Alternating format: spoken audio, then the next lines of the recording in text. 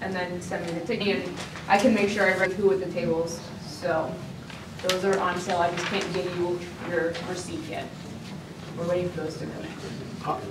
What do you mean by they're on sale? How do you, suppose I wanted to buy two, how would I do it? You tell me and you give me, not bad. 180.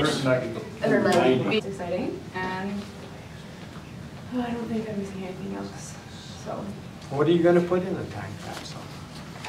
It's open to the public to put in whatever they want. We're gonna have probably a bucket or a tote of some kind at every single event people can throw stuff in, and then for the final event, we'll just load it up with as much as we can and whatever fits. So. Miley Cyrus CD. Go for it, Jason.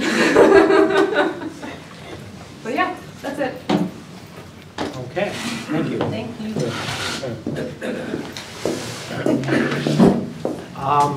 So now 11A1, American Heritage River Commission.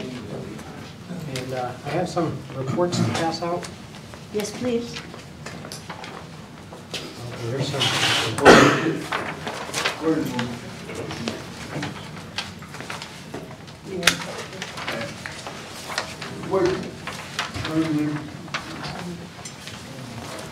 What's being passed out is a spreadsheet of the E. coli results that we did.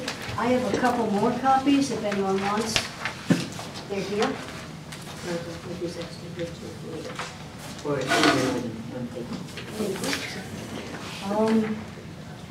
So as you can see, the E. coli testing has ended for the summer season, and here are the results.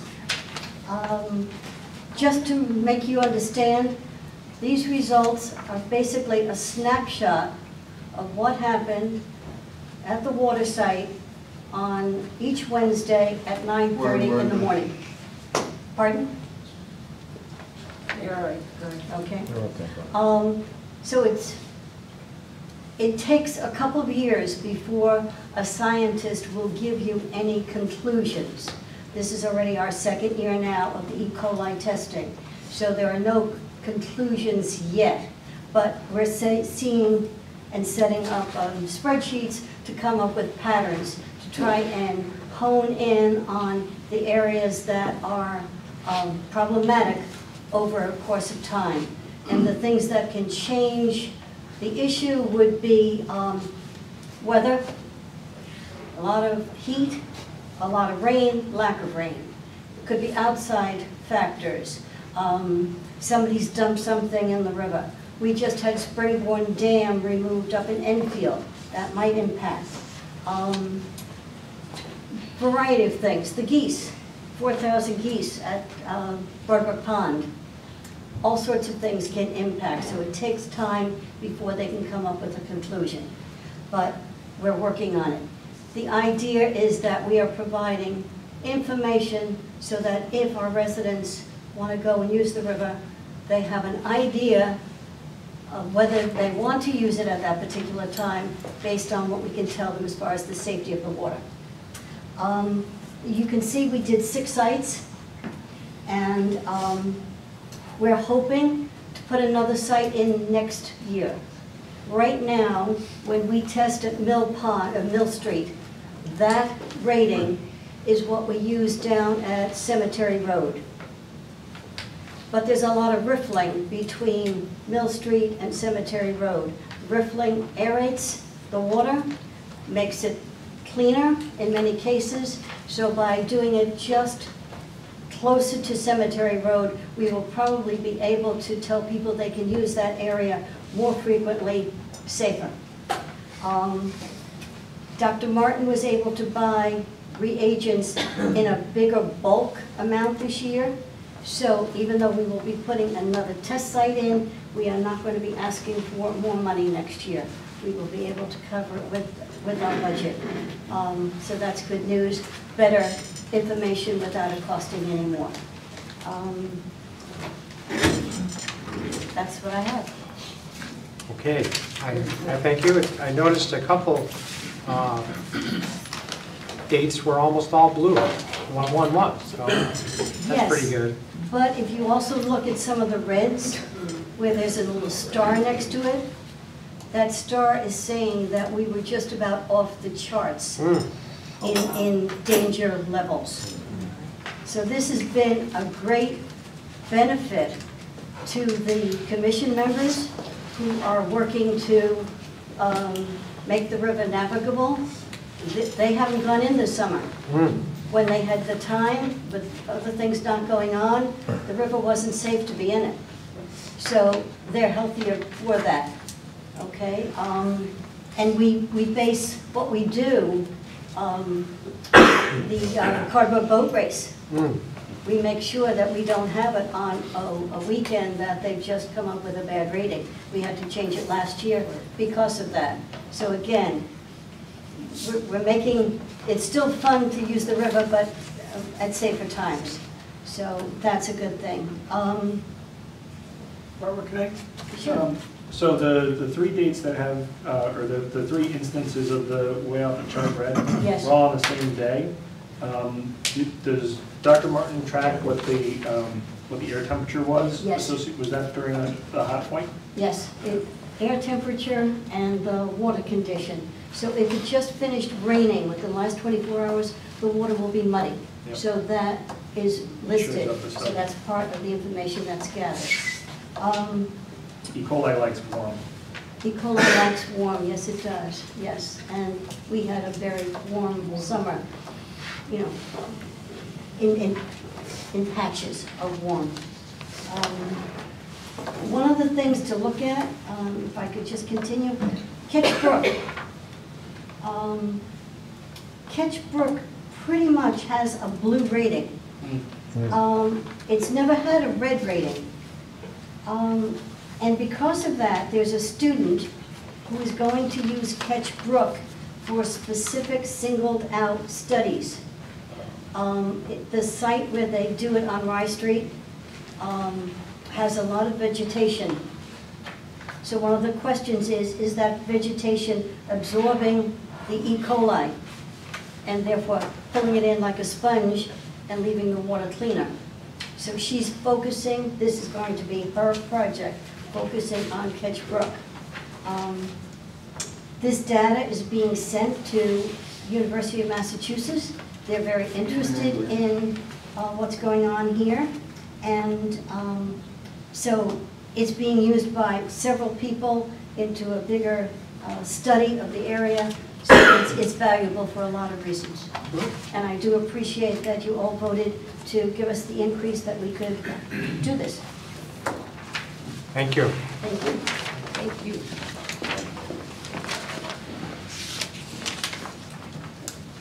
And now Lori, to come front and center, will talk to us about granny pots. Temporary health structures.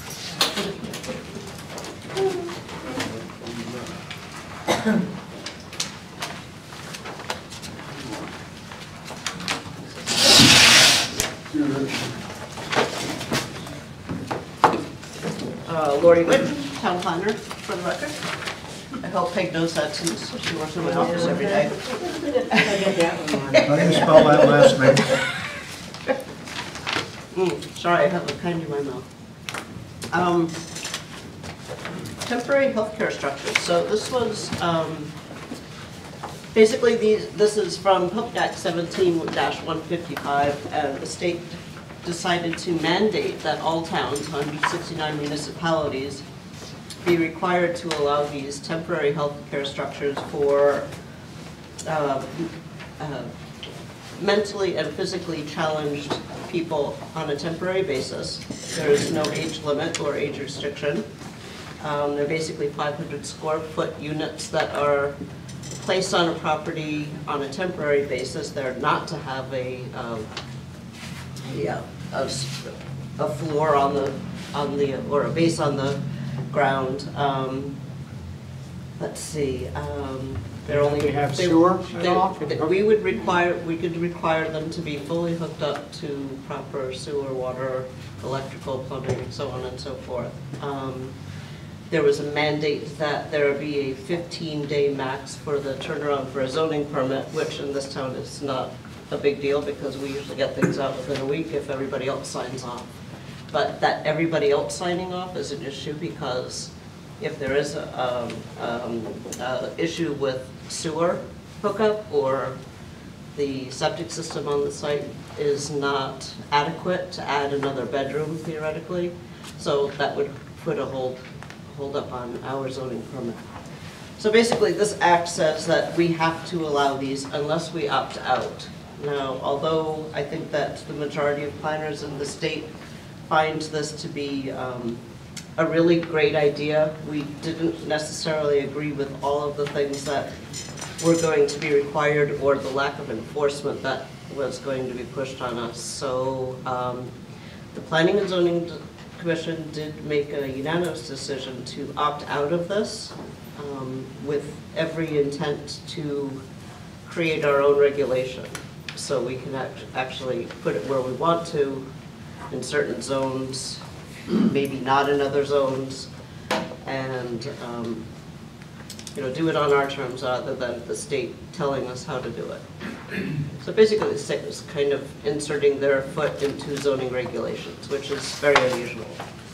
So the way to opt out is to have the Planning and Zoning Commission opt out by a vote, and then it has to go to the Board of Selectmen for a similar vote. So that's why I'm here tonight. Well, one of many reasons. Okay, discussion. Can I make a motion? You can. And then we can discuss it. Well, okay. Your choice. I do have some questions, I just didn't want Yeah. to steal the floor from any others who may want to go, but, so the Public Act, as I read it from what was included in the handout, went into effect Sunday. Correct. So if someone were to be applying for one of these, I'm going to call them granny pods because that's what I was introduced to them as, but if somebody was applying for zoning permit for the granny pods today, the state law would be in effect.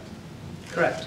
And if we were to opt out, while we were to promulgate our own regulations, what happens to those people right now? Could they do anything right now, or do they need to wait No for more us to than come what is online? what we currently allow, which Okay. is basically accessory apartments. Is there any detriment to us not opting out while we promulgate our own regs, and then opting out once our regs are drafted?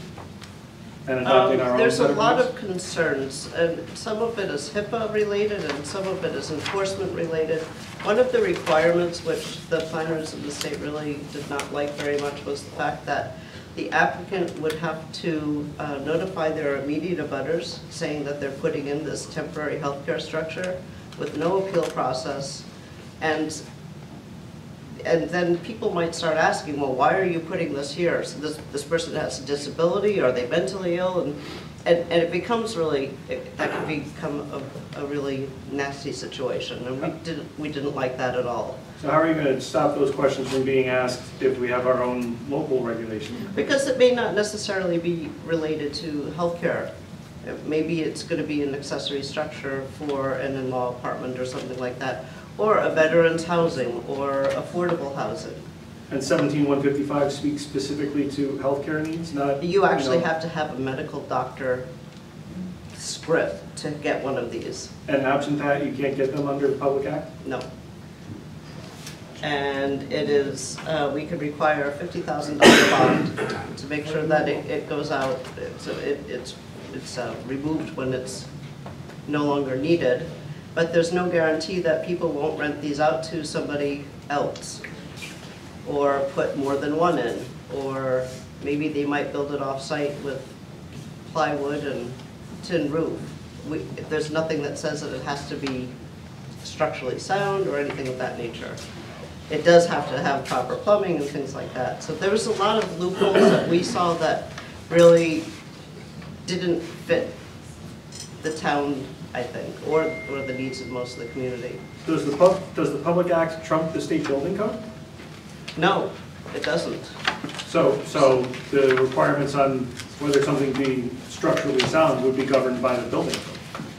Yes, somebody could bring in a 500 square foot RV that's, theoretically still live in it, but may not look pretty.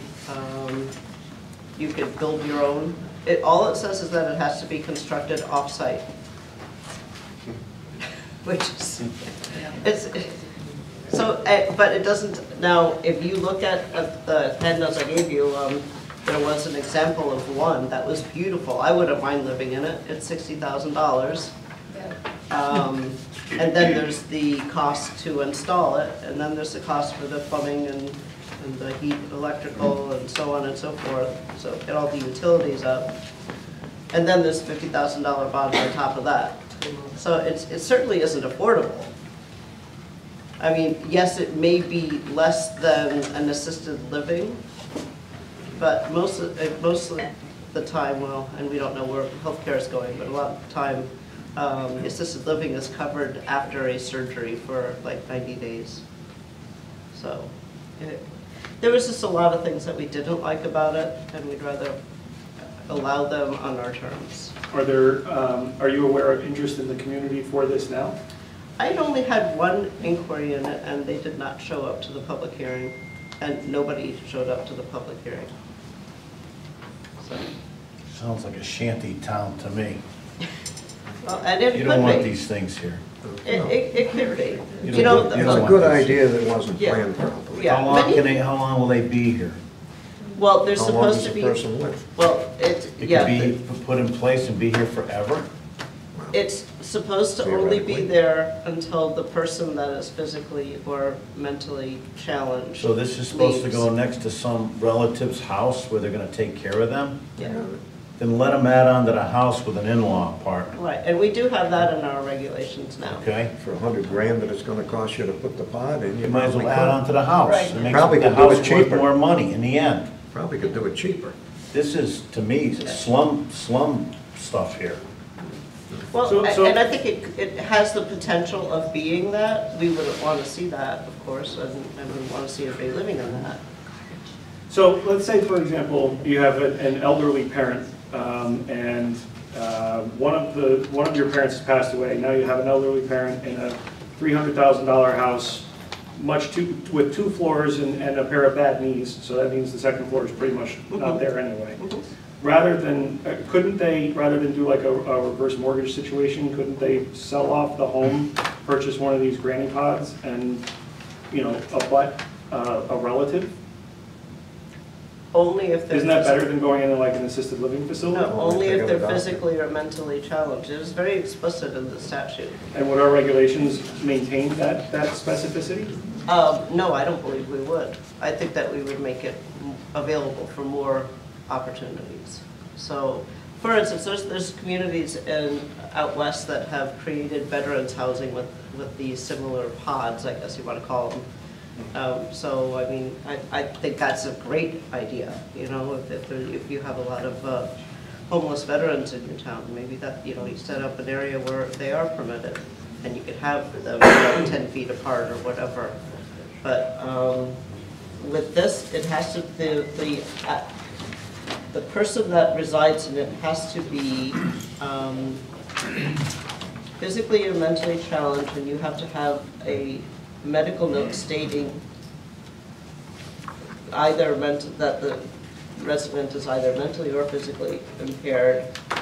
And, and again, now you get into the planning division, getting into medical notes, and how do we know that it's really true? And they've got to fit two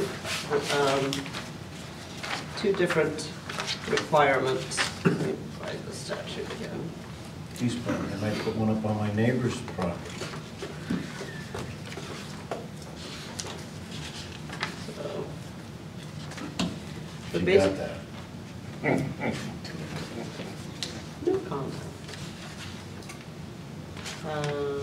Well, that wouldn't have, it would only have to be, it could only go in a single family zone. Oh, so it can't go in an industrial zone. So the definition of the mentally or physically impaired person is a person who requires assistance as certified in writing by a physician licensed in the state with 2 or more activities of daily living, including but not limited to bathing, dressing, grooming, eating, meal preparation, shopping, housekeeping, transfers, bowel and bladder care, laundry, communication, self-administration of medication, and ambulation. So you have to prove that you have 2 of those to get the doctor's note, and then we have to believe the doctor's note that comes to us. When they are no longer mentally or physically impaired, they are supposed to leave the temporary healthcare structure and it should be removed. That's the intent of the statute for the Public Act. So as I look up the bill, it is supported by the Center for Disability Rights, CCM, and AARP. And the only opposition is the Connecticut State Planners. Oh, I'm sorry, they're neutral. Cost and the town of Lebanon are opposed. A lot of towns are doing nothing, figuring no one's going to do this or utilize it, and a lot of towns are opting out. So it's been about half and half at this point that I've seen. And how long would it be before we were to promulgate our own regs? Well, we already allow the in-law apartment. in-law apartment. How about the mini pods, granny pods? We don't let them now. We are working on, one of the things I'm going to be talking to you about is Warehouse Point, and this might be an opportunity to allow things like that there because of the transit-oriented development, and not necessarily for healthcare, but actually just for housing. So it's village, Lori. Pardon? It becomes slum village, these things. If you have Well, 50 those of them point or lots 100. aren't big enough. Where you You gonna know? put it? But zoning Well- is opted out of this, they voted no on this It thing? was unanimous, and there was a lot of Okay. concerns about it, how to actually implement it. And I think we would rather implement it in a different fashion. So are you Can I here tell- to look for a vote from us here tonight on what we think? Yes, sir. Okay, good. I'll make a motion when we're done. Yeah, I actually, you want to hear a motion? No, you wanna write one, or okay? I wrote one. I was just gonna make it real simple. Make a motion that we opt out of Public Act 17-155. Period. Second. All right. Further discussion? Well, there is other means that you can do it, basically in place. I mean, you could actually take your 2-car garage, attach to the house, remodel it into that type of a structure and get a permit for it, correct? It's an in-law apartment. As an in-law apartment. And how So, is so that, we're not throwing people out in the street. Assuming that it meets the current regulations. Yeah, and how does that cost relate to what the temporary structure would cost? probably about half A lot less than doing this pod thing. at this point. It would look a lot nicer with the in-law apartment than the pods. It doesn't take too much to take a couple of garage doors and put them up and put a temporary wall with doors and windows there. And it's probably, most of them already got a bathroom right close adjacent to it. Doesn't affect the outlook of the house at all, doesn't affect the neighbors at all that way. So that we're not throwing people out in the street. I think you guys have a misunderstanding of what the visual with this is. I looked at some of these online, and it's not like, we're not strapping a trailer into somebody's yard. I mean, some of these houses But are, that but you wouldn't be could. restricted. But you That's- could. But you could, is the point, you could. and I would rather live under the Public Act until the Planning and Zoning Commission came up with regs, rather than close the door, and maybe they'll do it someday. You could get a Connex box and cut doors and windows in it, and it meets the square footage and everything else. If you look at it, There is a motivation here to put these local regulations together, knowing that this law is in place if they don't. If we out from it, then there is no such motivation to ever do that. oh, I think so. I don't think you're giving your zoning board the credit they do. I think they will address A lot of this issue. time going to planning and zoning meetings, I have a pretty high regard for those people. I'm just saying, I think that There's a member on there right now that's gonna push it, I'm sure. All right, let's vote on this. Well, we gotta be done with We talked discussion. about it, we know what it I do is. think that there is, a level of dignity that can be provided somebody by having some independency and still be in close proximity to the care of relatives. They can still apply for a special permit, correct? Yes. So they can still apply for a special permit with or without this public act. It's not like we're stopping them. We're just, the state's not gonna ram it down the local planners' throats, and they shouldn't. Because, you know, eventually the state's gonna end up making money on it, and it's gonna cost us, like it always The state does. should make money on that. That's You a wait. false argument. You wait. All right, let's stop the argument, let's vote. Okay, is there any Hold further, on. further discussion? Okay, all those in favor? Aye. Of saying no to this, right? That's what you're- Yeah, Opting out. of the- Opting out. Opting out. All those in favor of opting out? Aye, Okay. The ayes have it. All opposed? No, naturally. I understand your reasoning, I really do. I do And too, we- but, We do want to do something about this, we just find a little bit too many negatives in this. I'd rather have Goes in the it. recycling. I don't want bin. to slum town. Encouragement. I I get don't it. want to slum town.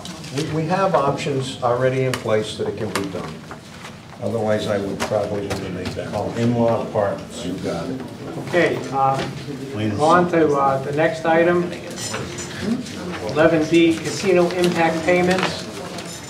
And since Lori's here, she asked to make an appeal for a casino impact payment. So first we'll listen to Lori, and then after we do that, I think we'll go around the table and talk about the ordinance. So as we recall, we worked on a warehouse point study with our plan of conservation and development in 2015, 2016. We were making pretty good progress, and there was definitely some interest, but we really did lack quite a bit of consensus as to what people of Warehouse Point and perhaps other people in the community would like to see down there. With the imminent construction of the transit-oriented development in Windsor Locks and the casino, Warehouse Point is definitely in the crosshairs. I have gotten dozens of calls inquiring about different properties in the area. And I see this as something that we really need to be working on now rather than later, because if we wait, we're not going to have the regulations in place to actually do what we might like to do, as opposed to what will just end up being. So, I probably should have made an overhead of this, but here is the Warehouse Point. And I just, for an instance, I highlighted a Dean Avenue. Yes. Bridge Street right here? Yes, I did. Highway right here? Yeah. So I highlighted a little area of Dean Street on there, and I've been saying for a while that the Planning and Zoning Commission really needs to work on our densities and different densities in town. And so I thought I would show you that, and that's just half of Dean Street. I think most of the people in the community know where that is. We have made a decision that we love the architecture and the type of houses down there. They're really quaint, they're well kept, they're historically accurate, and they just seem to be like a really nice housing style. But we currently would not allow the density of Dean Street anywhere in town right now. So, does anybody have any idea what that density is right there? I mean, you have any idea? 1/8 zoning? 1/8 You an do. acre? Yeah, how many dwelling units an acre? Is that 8? Hmm? Is it 8? I would That's say pretty 4. It's more than it's like 4. just over 7. Good guess. So that's more than we allow in our multifamily development. So that's where I say we have a little bit of a disconnect with our density standards, and we really need to come to grips with that, especially when we know that we're going to probably be attracting millennials, and with the transit-oriented development at the train station. So as you all know, that there is the Montgomery building across the river is going to be, I think, 180 studio and 1-bedroom apartments. And that's the type of clientele that they're going to be looking for to get people in to utilize the train station. And they will be coming across the river to our area. So I've continued to ask for funding for this, and basically I just wanted to say I've heard a lot of talk about funding for mitigation for the casino, and never do I hear anything about the need for planning and development up front, and I just wanted to make it known that we really do need to have some monies up front so we could get this done properly. We did do another study with the Connecticut DOT, and they came up with this study of, this is over the Geisler's Plaza and the Main Fish. And so this actually was free to us, which was nice. Good price. But they're done. It's a very conceptual plan, and I'm sorry, sorry I don't have this for everybody, pardon? Who did you say did this? Connecticut DOT. So what they were doing is going around to all of the municipalities that had that will have any impact from transit-oriented development, and we definitely are in the circle of impact. So they did that, and you know, it's a concept plan of, you know, maybe adding a little street behind the main fish market and another cut through, and actually creating more parking back there, more housing, more retail, more downtown feet on the street type of a feel. So, but right now, we don't allow a lot of the things that we're proposing to do because the zoning isn't allowing it. Part of that is we need a stormwater management plan. There's the river and the Blue Ditch, which causes a lot of flooding, so we can't just automatically just infill with impervious coverage and housing and retail without knowing where that stormwater is going to go. So I'm going to need some money for that. I'm certainly not an engineer, and I don't have enough staff or the ability or the resources to do the workshops that a consultant could do. So I guess I'm here asking for money, or at least to keep me in the loop when, or my department in the loop, when monies are considered to be available. But I do believe that sooner the better for this. And this is part of the TOD? Yes. So I believe you got a tentative proposal from LADA. Yep. So I actually gave you, unfortunately, the wrong iteration of that. So I had Is the to- new one's cheaper? No. That'll be the day. Oh, no. So no. Your studies will be good. I thought I copied it. That's your stuff. Well, basically, with data gathering and workshops, doing the base maps, identifying infrastructure needs and existing infrastructure, stormwater, traffic reports, visioning graphics, regulations, streetscape graphics, and meetings and presentations, we're up at about $172,000. Oh. So I understand that that sounds like It's a a good deal, ridiculous amount actually. of money, but this is our town. If you don't want to plan for your town, we're gonna get nothing. I mean, we just don't have, we do not have the resources in our department to do these workshops. I don't have the staff, I don't have the technology. I don't have the background resources to do this. Nor, mostly, I don't have the time. How So- did we go from 47.5 to 170? Because what I gave you originally, the first one was a draft that she and I were just talking about, and I should not have given you that one. So it's essentially the same thing, but it was updated to the reality. So, I'm pretty sure that in my time on the Board of Selectmen and the Board of Finance, the only thing that we've bought that's more expensive than that is a fire truck. I'll bet you the Public Works has spent a lot more than that on studies. It's about the and- price of a good dump truck today. I'm talking in terms of like an added appropriation. And that's, Okay. So I'm not saying I need that all right now, but I think that if we start, okay, first of all, I'm looking at the casino mitigation funding. This is mitigation for the casino. oh, but you just said this was part of the TOD, which is It- going to happen it one way or is. the other. It is, but it's It also is. part of the casino, because guess where all those people are gonna look for housing? And guess where they're gonna go out to eat? And guess where they're gonna hang out? So I asked that It's all question gonna on be a warehouse purpose to point. point out that this is something that was going to happen regardless. This is a separate project.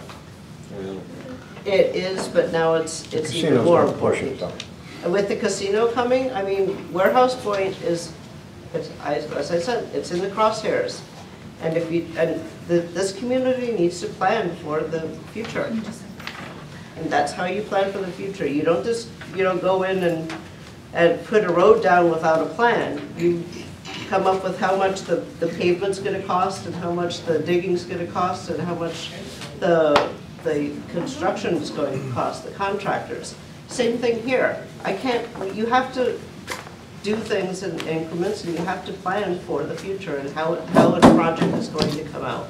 Nobody comes into the Planning and Zoning Commission or the town and says, I just want to do this, without you asking for a plan.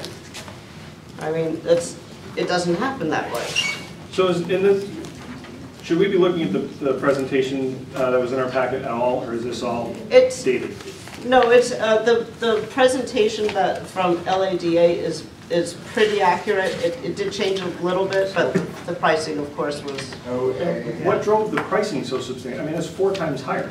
Well, because I was literally texting it from my phone while I was at a conference down in Hartford. I could barely read it, and I thought I had the right one, and I unfortunately sent the wrong one. I tried printing it the night before, but the printer died.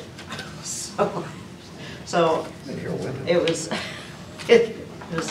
comedy of errors. So parking the budget and just talking about the scope, and I'm assuming that the scope is correct.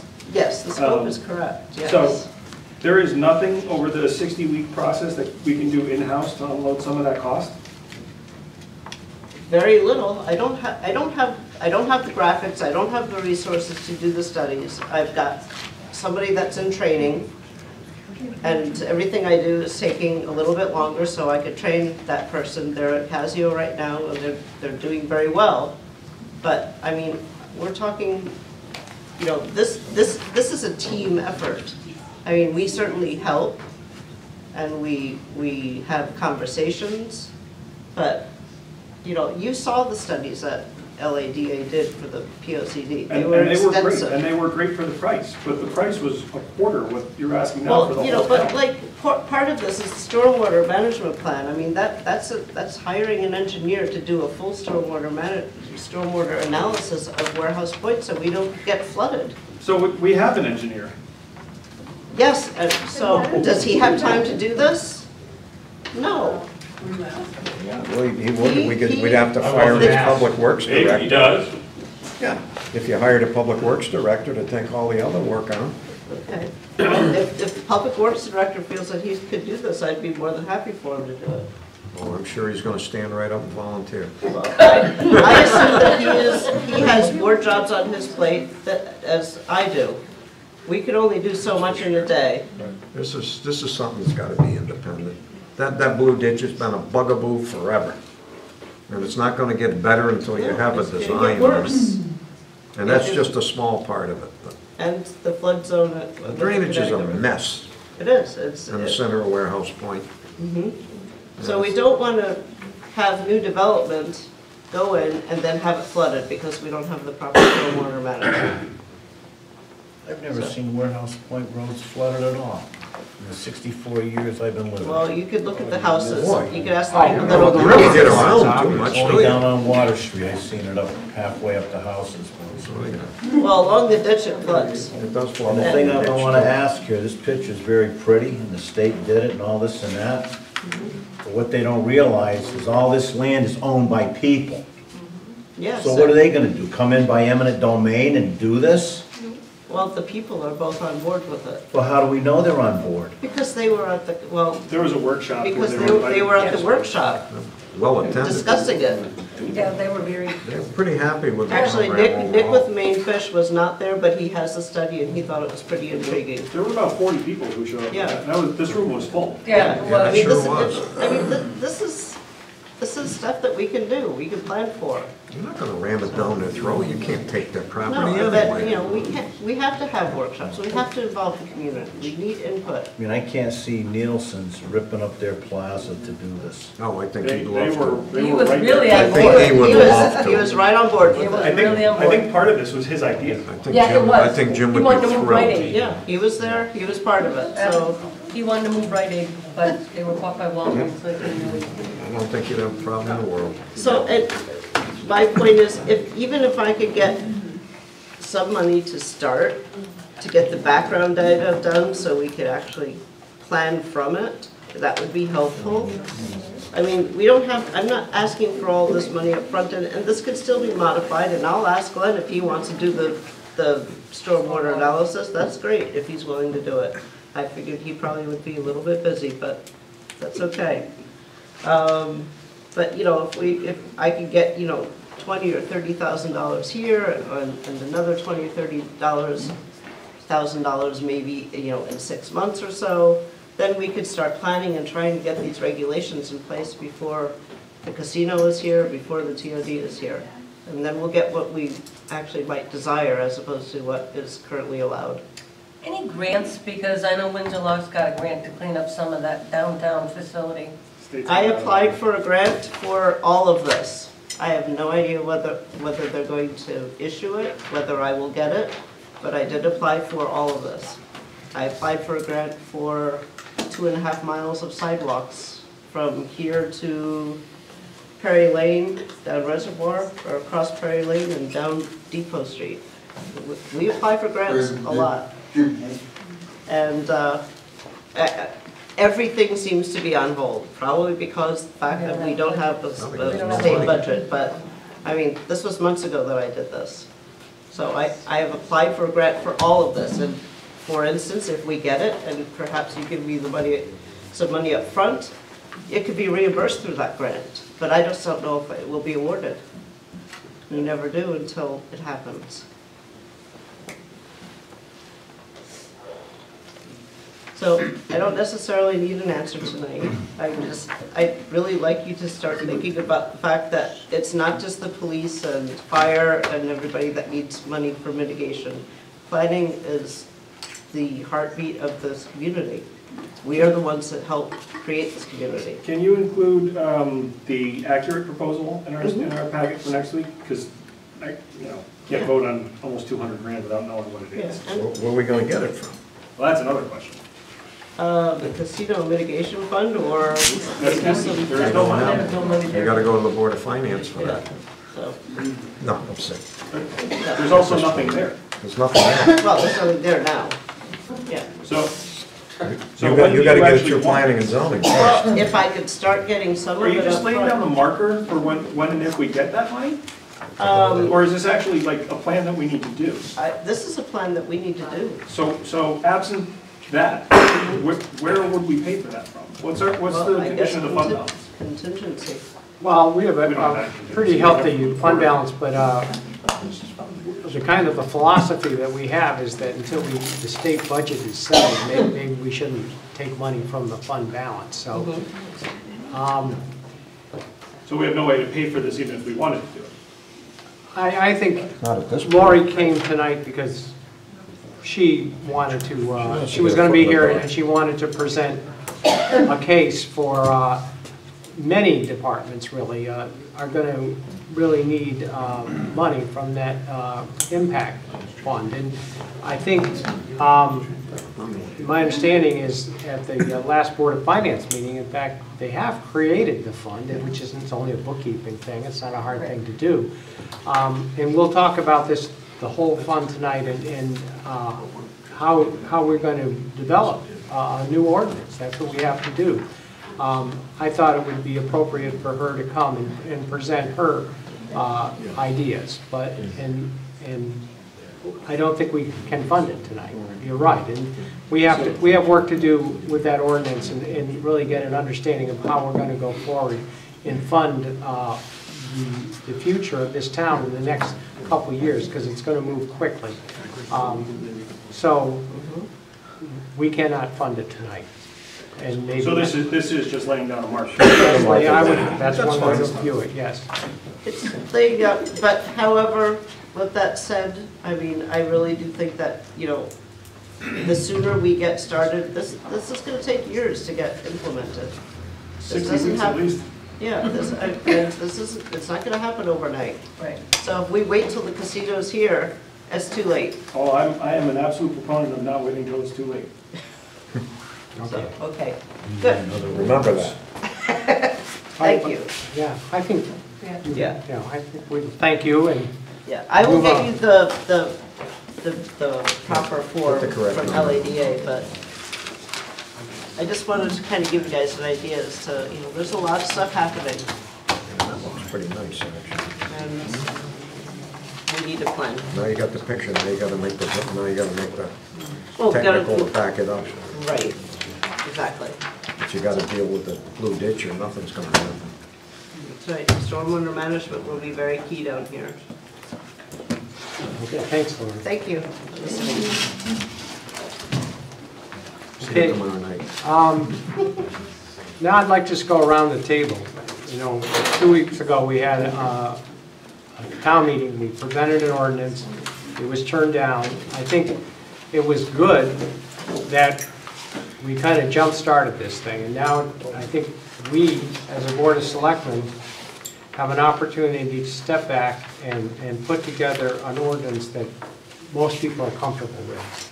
And so I thought we'd begin tonight by just going around the table. Get some impressions. So do I have a volunteer to, Yeah, I'll volunteer. okay? I already, just to get the ball rolling, I came up with a proposed ordinance not to be even enacted tonight by any stretch of the imagination. But this is basically, I promised the Board of Finance I'd do this because the Board of Finance did create a casino impact fund. But, you know, a different board, they could change all the rules. If we do it by ordinance, the rules are the rules and they're gonna stick. This, I think, basically covers the problems that people found with the previous ordinance, because they were mainly worried about the way the money would be dispersed.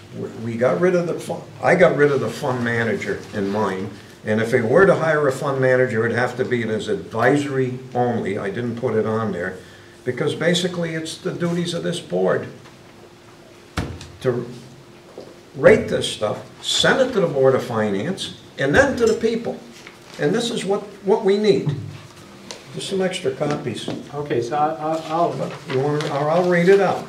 To place the monies received pursuant to Section 1, A and B of the impact payments described in the development agreement with the Town of East Windsor and MMCT Venture LLC signed February 28, 2017, into Casino Impact Fund to be administered by the Selectmen and disbursements to follow the path prescribed by the town charter.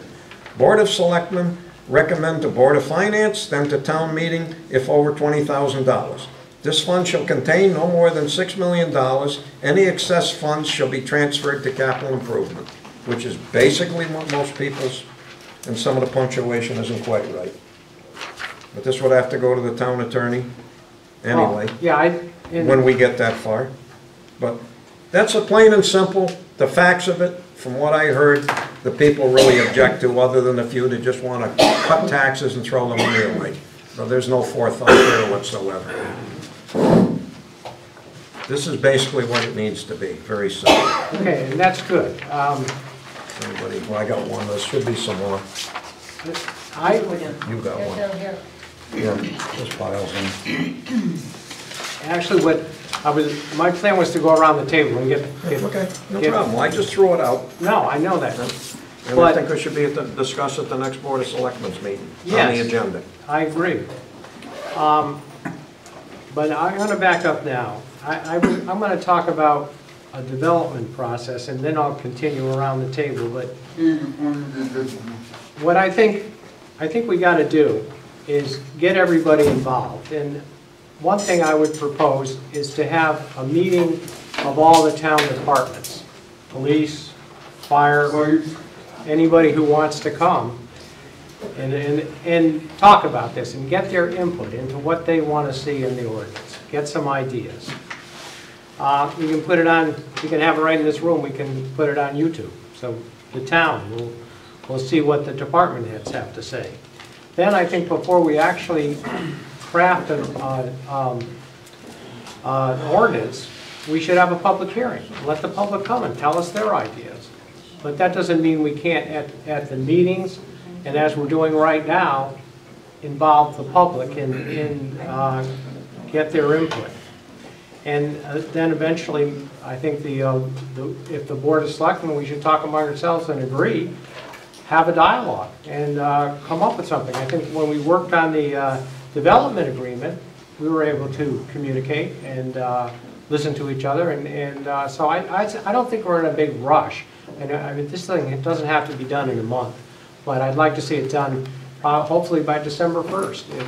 If it goes to January 1st, that's not the end of the world either. That's my thought. But and so this is good, Dick. And after I also put up some boards, I wanted to get, and after we get through discussing it, I'd like you and the public to talk some things. We'll put some ideas up here now, but we're not going to solve the problem, I don't think, tonight. No. But, okay.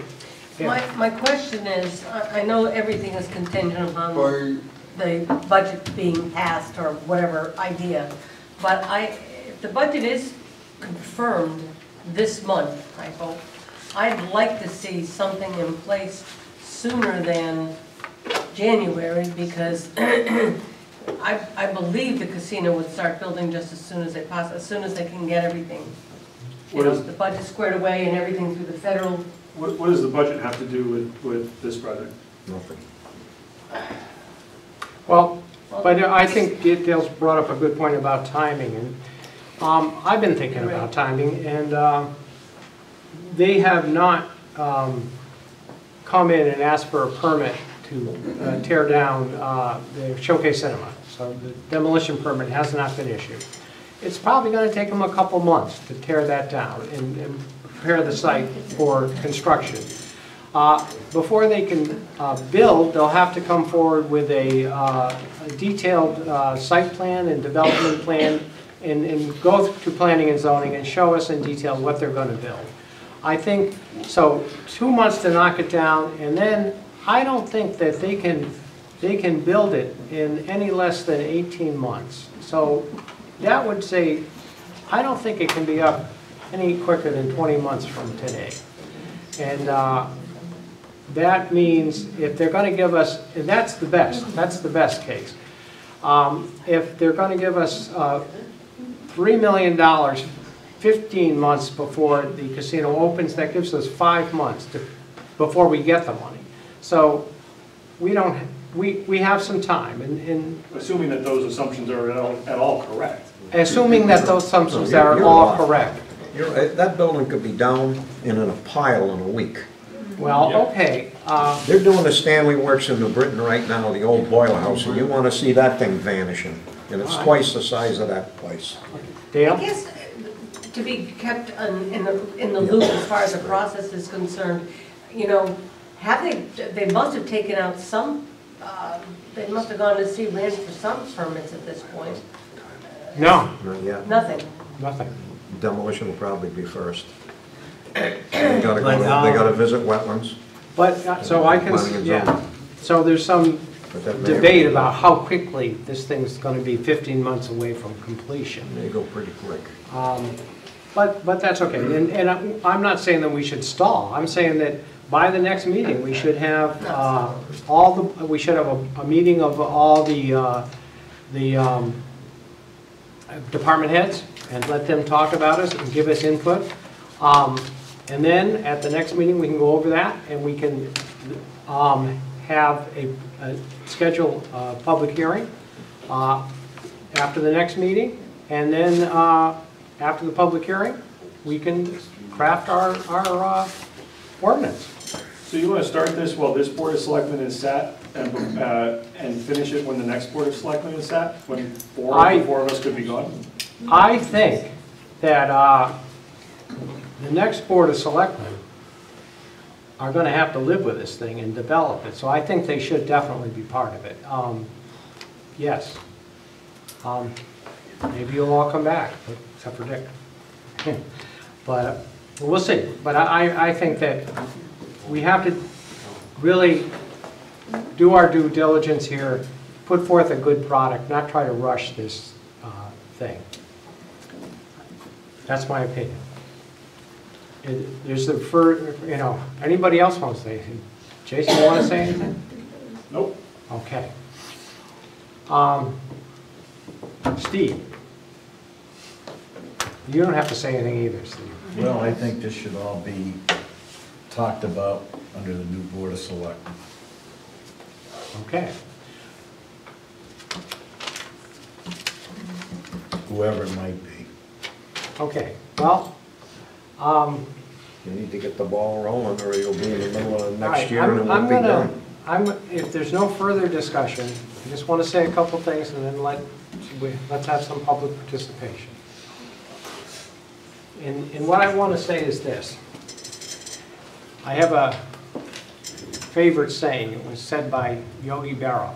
And he said, if you don't know where you're going, be very careful. You might not get there.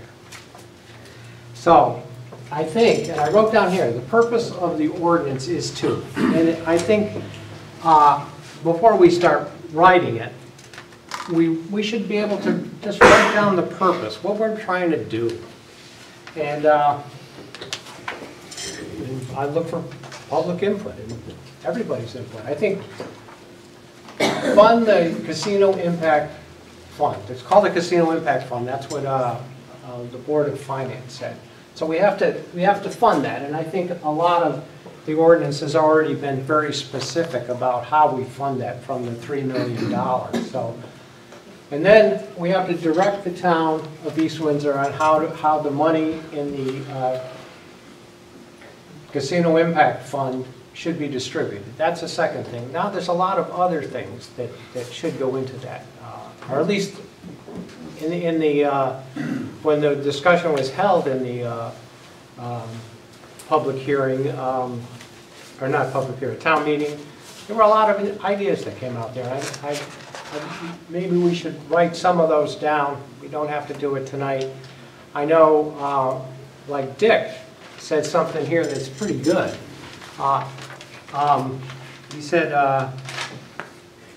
then a town meeting, if this fund shall contain this fund shall contain no more than $6 million, any excess fund shall be transferred to the capital improvement fund.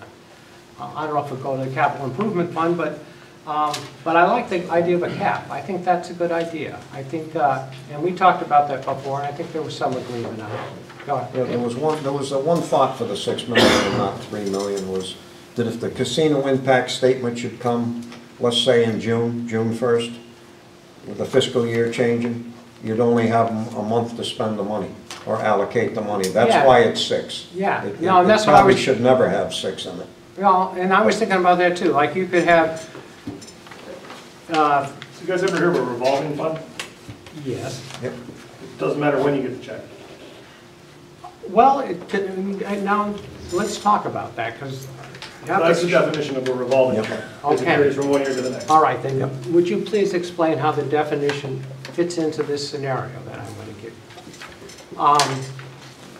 you? We have $3 million in this revolving fund. The now a year has gone by and another $3 million is coming into this fund. Now we have $6 million in it. At some point, I think we want to cap that fund and say, okay, if there's so much money in this fund, then we have to take money out to put more in. And because it's $3 million coming in, and we want to have a substantial amount in that fund, perhaps, I think this is a good idea. I just want to know how to manage that $3 million coming in. I wouldn't want it just to build and grow. I would want to cap it. So how does that revolving impact fund handle that? I'm not sure I understand what your example is there. Okay. I'll say it again, it's pretty simple. You got $3 million in the fund. Yes, $3 million more comes into the fund. yes. Now you get $6 So million. you spend $0 out of the first $3 million. I didn't say the first. This could be many years down the road. I'm just saying that as time goes on, money's going to accumulate in that So fund. in your scenario, you have a balance of $5.5 million, you get the next check for $3 million, $500,000 goes into the revolving fund, $2.5 million goes into, in this case, the CIP fund. In the case of the amendment that I offered that did substantially similar move, it would have gone right to the general fund. And that's fine. So we're having a dialogue, and that's all I was saying. I said it's good to have a cap. And And that, Definitely. yeah. yeah, there was. And how we handle that cap, and what you're saying is, once we reach the cap and whatever, we haven't decided that, we'll say a cap of 5 million. So then if we had 4.5 million in and 3 million came in, then we'd only put 500,000 in it, and the other 2.5 million would go somewhere else, wherever we decided to go. That is how that would work, yes. Yep. Yeah, so that's good. And that's something we should put down and consider. The only issue of putting it into the Well, general fund is yeah. it could vanish. If you put it into the capital improvement, what it's gonna end up doing is being a de facto tax decrease. Because the Board of Finance, I'm sure, would cut the capital improvement fund Well, out of the general fund, or cut it back. I'm not That necessarily. was the reason, and there's many things in this town that need to be fixed, and have for years and never gets done. Okay, That's one way to do it. I agree with you. That's why it was proposed that way. I'm not necessarily advocating that, but a lot of people at that town meeting said that surplus should go back to the taxpayer. And I'm not advocating this, but just throwing out concepts, ideas that It does. you can key off. You could send everybody a check for $100, or you could somehow scale it. I'm not saying that, but I'm saying you could actually give the money back to the taxpayer. I think we can't solve this problem tonight, but I like the idea of a cap. Hiring 2 more people for Gail's office to do all that administration. Well, it's not, And the postage would double. And 1 more, yeah. 1 would be nice. yeah. We do handle $37 million a year, so, although the does. school does a lot, yeah. We only Okay. handle part of it. The treasurer handles it all. Can we open it up to the public? Oh, yeah. Okay, ideas about the ordinance. Bob, Bill. Bob Light. Bob. Like this dialogue.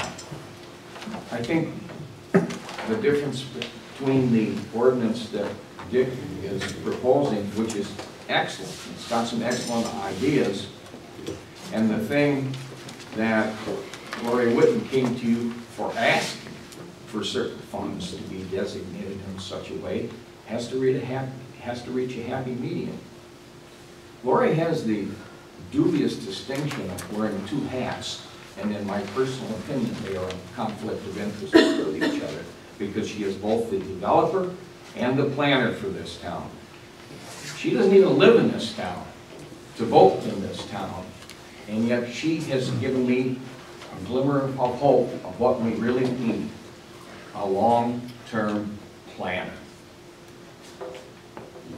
Before we do that, I understand that EDC is writing a job description right now for an economic development person.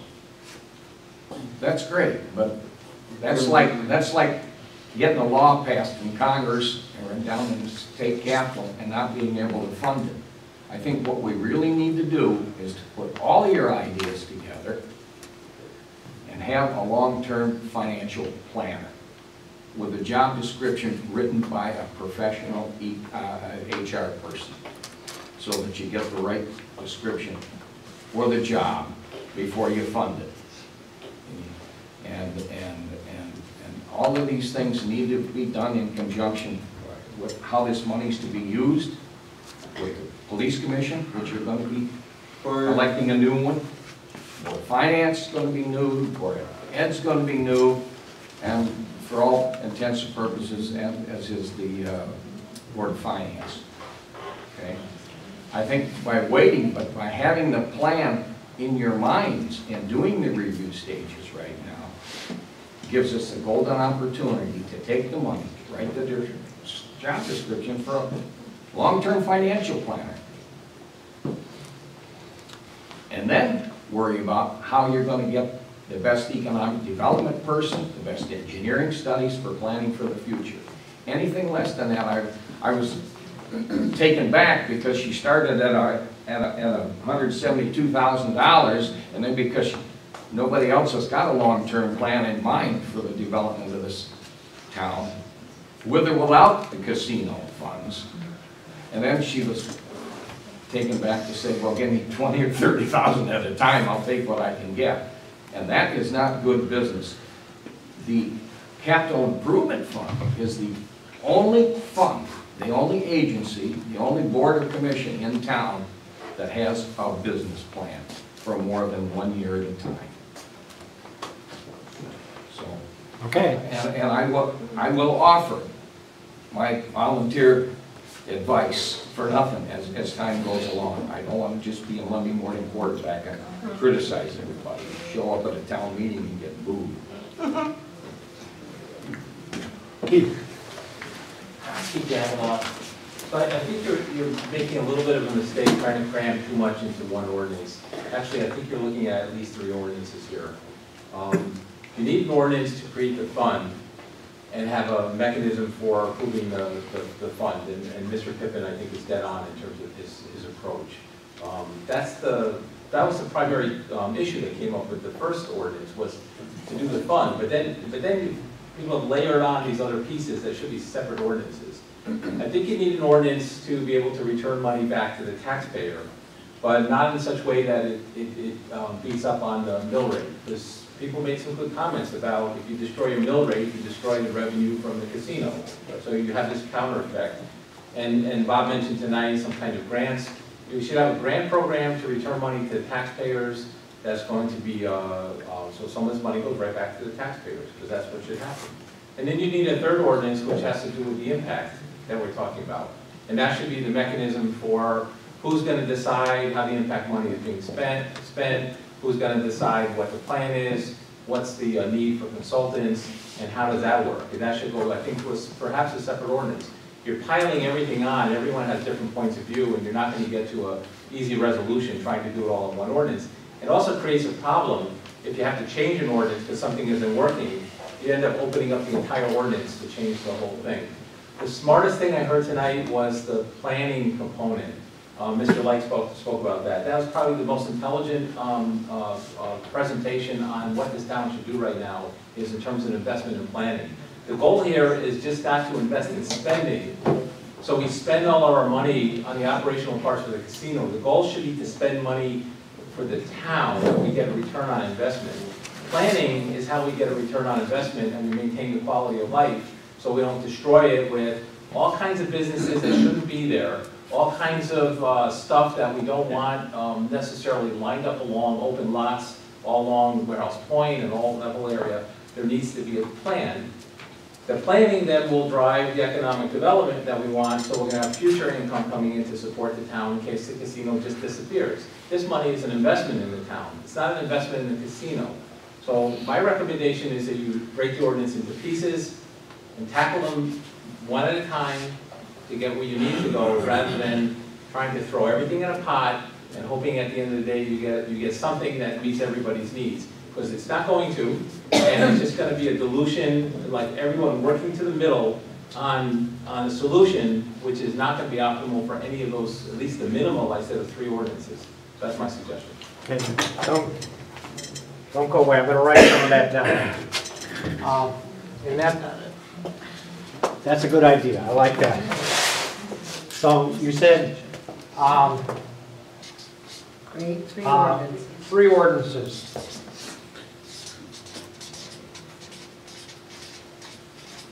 I'll say one more.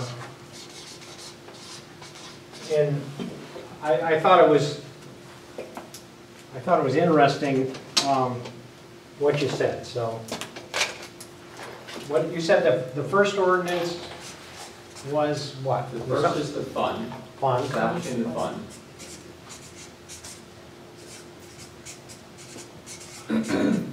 Okay, The second is establishing taxpayer relief.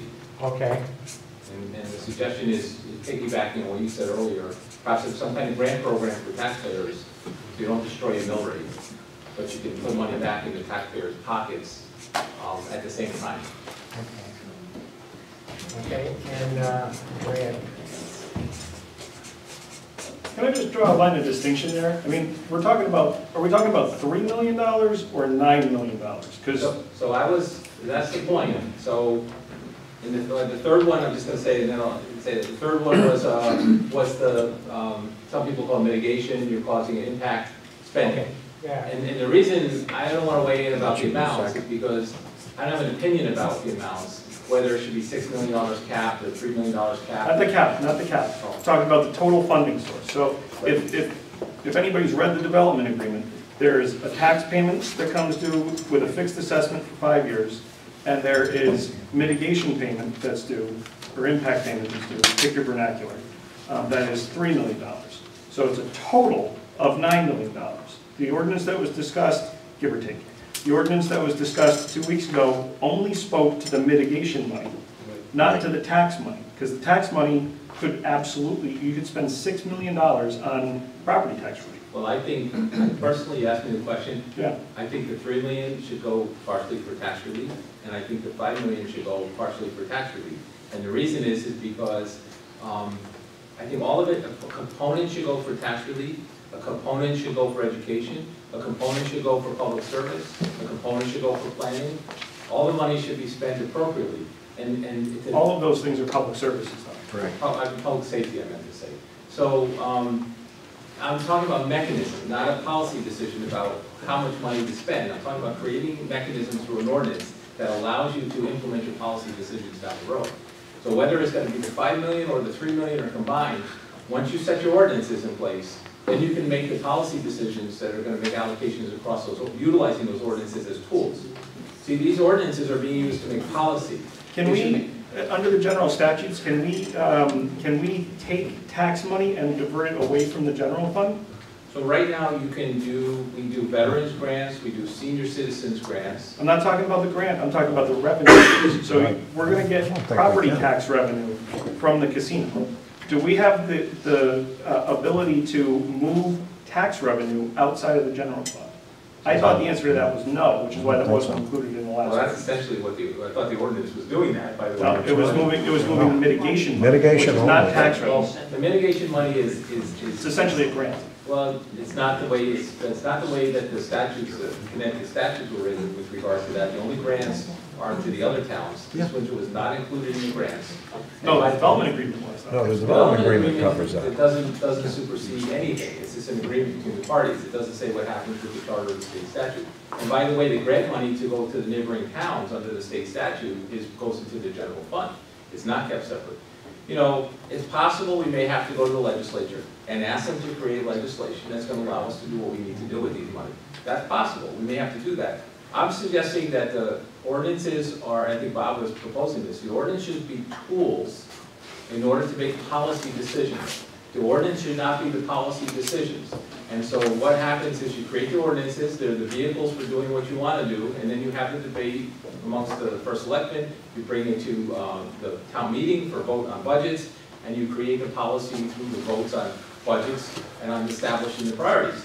Not creating the policy based on creating the ordinances. Ordinances are not supposed to be, sometimes they're policy driven, but this is specialized ordinances in order to be able to utilize the money from this casino project in a way that's going to benefit all the needs of the town. Anyway, that's my suggestion. Break it in pieces instead of doing it all at once, and you may get a better result at the end of the day. That's my Okay, thank you, Keith. Further, yeah, Bill. Bill Oates, Melrose Road. I don't want to hire anybody else to run this town. I don't want to hire anybody to fund this, pay somebody for this $3 million. I think we got a treasurer in this town. She's already managed almost $30 million now. She can take care of another $3 million. So don't hire somebody and pay them anything out of this $3 million. Second is, when did we get the first $3 million? 15 months before they say it's going to open. 15 months before? And when did we get the second $3 million? When they opened? 1 month after they open, 30 1 month days. after they opened. Okay. So first of all, we're talking about the first $3 million here, right?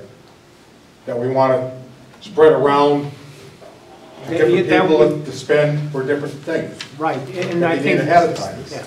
Yeah. The second $3 million will be what goes on year after year for the first 5 years. The $6.5 million or $5.5 million is tax money. If I built a house, I pay taxes on it. They're building a house over there, a casino, they're paying taxes on it. That's what that money is. That goes into our general Of tax. course it's going. Nothing's It doesn't changing. go No, we, for We're another not talking fund or about something that, else. Bill. It goes for taxes. just a minute. That's in lieu of taxes, right? No, it is. That's No. for taxes. It is tax. No, it is That is taxes, Bill. right? Like Walmart built a place over there. It's they a need so much fixed tax. assessment. Yes. The They gotta casinos pay building taxes. something, the $5.5 million is in taxes. Right. The other properties that people build, hotels and stuff around there, that's tax money. Yes. Yes, Right. So we don't have anything to do with that except with our budget.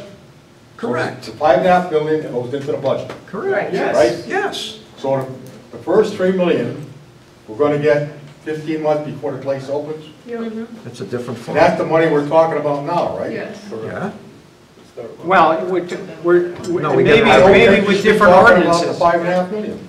no, No, we not should. at all. Taxes are taxes, that doesn't change. Okay. But you're missing the point. The idea of the $3 million is so all the people in this town don't have to dig into their pocket to pay for whatever we need to do for the casino. That's what that $3 million is for, so that the people don't have to dig into the pocket. If you put it into the general fund, you're gonna end up digging in your pocket. I'm not saying put in a general fund, I'm saying have I'm a not. separate fund like you're talking about. And that's just what my proposal But does. why do we need an ordinance to do that? Because it keeps people from changing it and maneuvering with it and fooling with it without the public having anything to do with it. The public should have a say in all that money to spend anything over $20,000. They do. Absolutely. It's right in the charter. Right. That can't change. Why do you need an ordinance to do that? I Well, put we have that to in to try. make it redundant because it was questioned when I said it at the meeting the other day and the town attorney wasn't there to clarify it. It's So already it's in in the- there in black and it's white. already in Yeah, it's our, redundant, Okay, it's already as in our far as I charter. know. We're just repeating what's in our charter, then, right? Basically, absolutely. Right. So why do Nothing we need anything changes. else different? The only thing you need to do is set up the fund. This just clarifies it for the naysayers that don't understand, because they probably never read the charter or don't understand it. And we would need an answer on the town attorney on this before we do it anyway. I think, let's get some public. Yeah, But- well, I'm trying to get this thing straight too, you know? Bill, you said something though. You said that, I think you said that you wanted something to do with the taxpayers involved in decisions. Right. Okay, so that's, did I say that? They That's are. what a town meeting is, Yeah, right? Town meeting. Right. Okay. What can you do? And that's what's in, that's what we have now in our charter. This doesn't override the charter. It's misinformation. In a town meeting. Paul's next time. And I like the idea of this $72,000 to a town meeting. And we should approve that, and that should come out of the $3 million. Absolutely. Okay, Paul.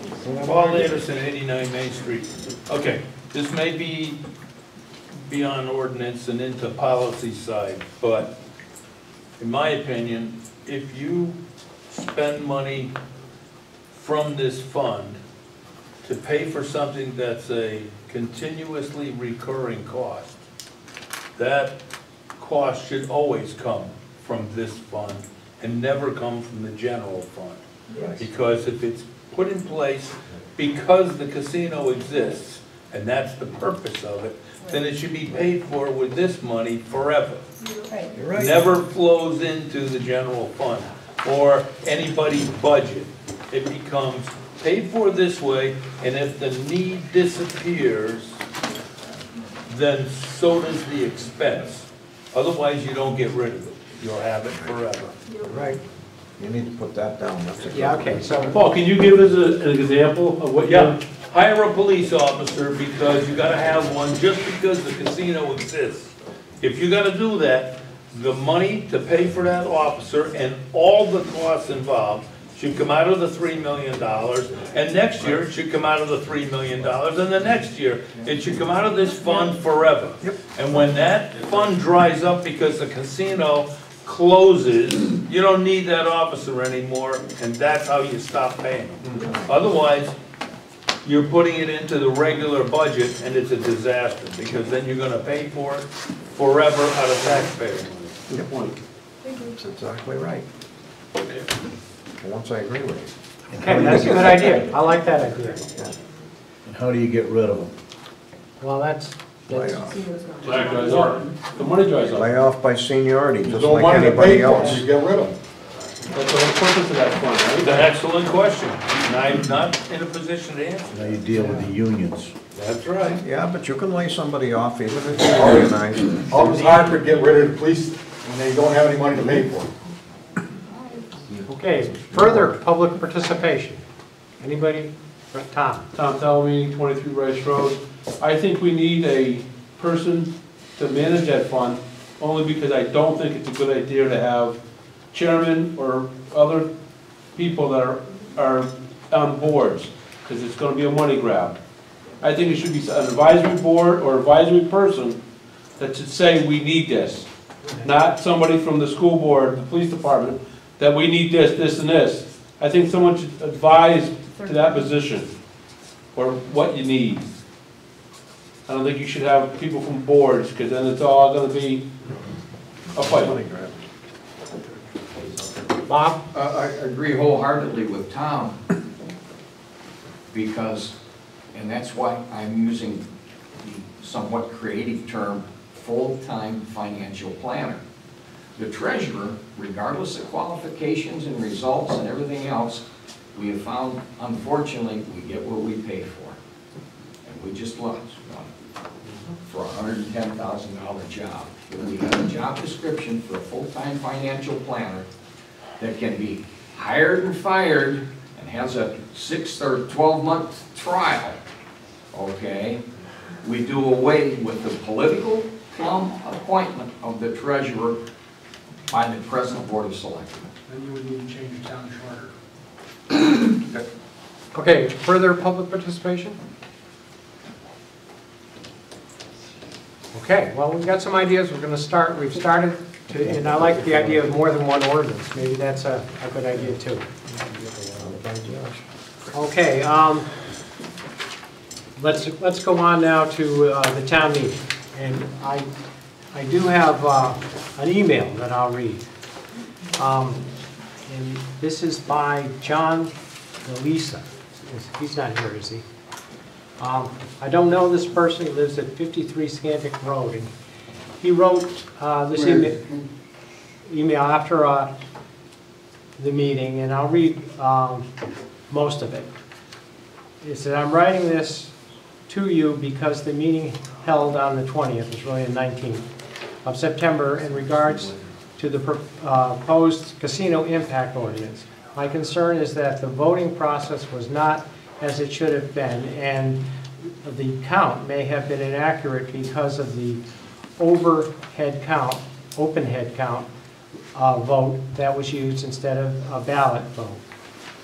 The meeting went far too long for the ballot vote because the speakers and discussion and protocol of the meeting process. Our right to vote in privacy was denied because of the length of time involved in the discussions and those who wanted to speak. And he goes on to say, I really feel my voting rights were ignored because the meeting ran late and the board and the crowd just wanted to get it over as fast as they could. This situation should be avoided in the future so that votes are needed to calculate for accurate count. Can be done without time constraints being a factor, and those who expect privacy in voting be respected. I hope the board can fine-tune this ordinance without the usual bickering from the ones who seem to always throw out ultimatums, threats, and other members of the Board of Selectmen. It gets fast old, needs to be controlled. But then, he wrote that on the 20th, the 21st. Then he wrote one October 2nd, so that was yesterday. And he says, I want to thank, because I wrote him back and said I'll bring it up at the board meeting. He said, I want to thank you in advance for sharing my email with the rest of the board at tomorrow's meeting, as you said you were going to in your response to that email. It was meant to be a proactive, not a negative in its intent. Hopefully the members of the board can come up with solutions to things that need to be adjusted in the ordinance that was opposed. Also find a way to conduct more private voting process at the next meeting that can be expected to draw large turnouts like the 19th. Most showed up thinking it was going to be a short presentation, then a vote. Even I was not expecting it to be drawn out with speakers, motions, repeated speakers, discussions after, and so forth. And then he goes on. In his last sentence, he says, thank you again for your time and understanding of my concerns. With the terrible event that happened in Las Vegas, it is time for us all to dig in together and solve what now seems to be simple problems here at home with the understanding and caring for the town. So, having read that, I got other criticisms about, and rightfully so, about the town meeting, and we improved over our first large town meeting, but probably we're going to have more. So I thought it would be good to just talk about the town meeting process and how we might improve it. Dale? I attended a Board of Education meeting the other night, and during that time, two of the board members had said they had witnessed people roaming through the school unauthorized. They thought that probably police presence should be had if we're going to be a Broadbrook or any meeting area. The other problem they mentioned also was that the lighting, people were crossing the roads at 10 o'clock at night. There should have been either a cop outside. So we need to have more police presence wherever we decide to do it. I can write those things down too. And they also felt that the high school would probably be a better place to hold the meetings, just because they're capable of,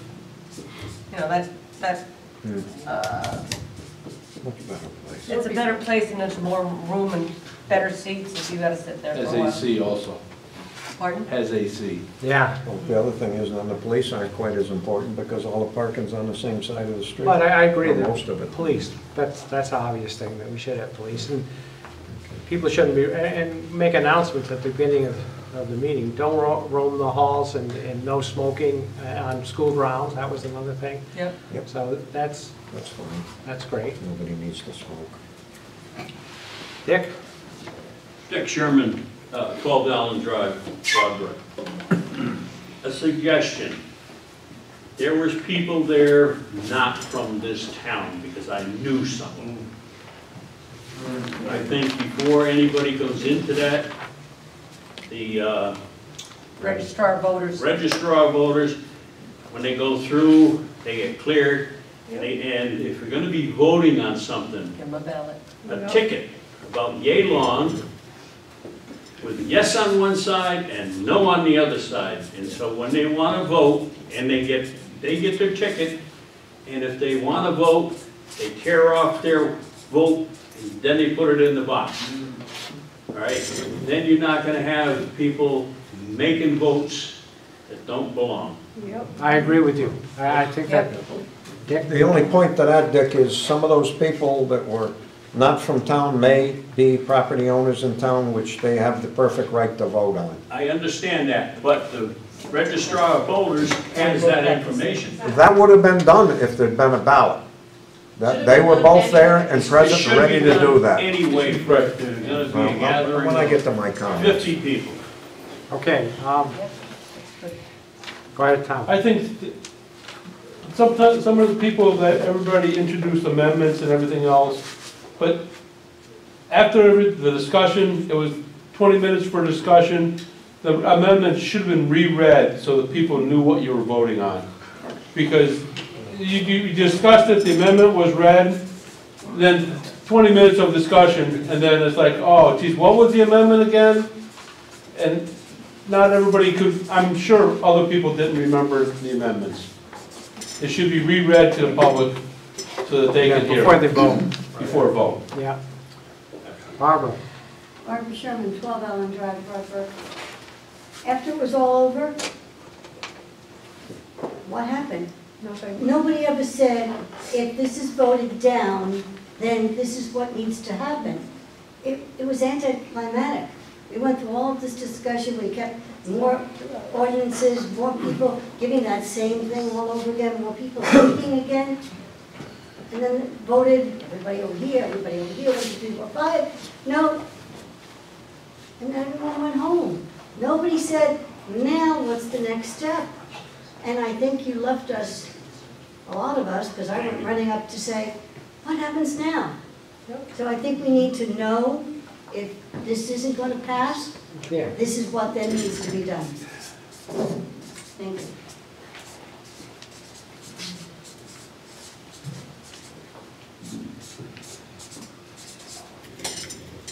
Good point. I have perhaps the most important information you can get. The Twins are winning 3-0. That's very important. Yeah, That is important. Thank you very much, Frank. Put that down. Paul Anderson, 89 Main Street. For that kind of a meeting where you know it's going to be a big crowd and you know you got to be somewhere else, I'm going to suggest that we pick a night that has no other items and you start earlier in a single location, and that's it. You Because can't start earlier. You can't.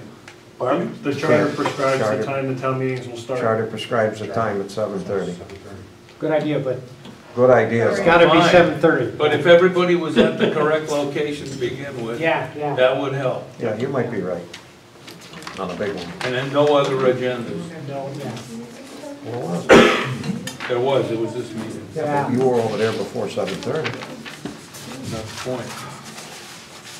Confuses people. Okay, that makes sense too, but it's easier for me to go to one place and stay there. Okay, anything about the town meetings? Yep. Rebecca? I know that, I don't know if it's in the charter, but I know that we usually do the Broadway schools because we have to start it here. Is Yeah. that just how the agenda was set up for the year, or? We could Well, notice no. them anywhere. Okay. I was just curious, I don't know how that works. But I You just haven't- don't. Okay. I didn't hear what you said, Jason. She asked if they had, if we had to start here. We do not. We can notice a town meeting for anywhere. Right. We just choose to use. We'd have to cancel the scheduled one and notice it for a new place, and we can. If we move the selectmen's meeting, Yeah, which is and, what we did not do. No. And we hadn't done it in the past, but that's a good, yes, we could do that. And then I have something else too. Yeah, okay. So, two things. Everybody else done? Okay, Okay, Dick wants to say I, something. I had quite a few people bending my ears substantially over this stand around like a bunch of herded cattle, as one person put it, and not the gentleman in there.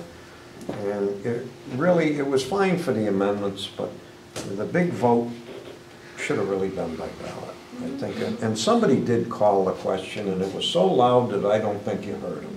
I did hear him, but I didn't hear a second.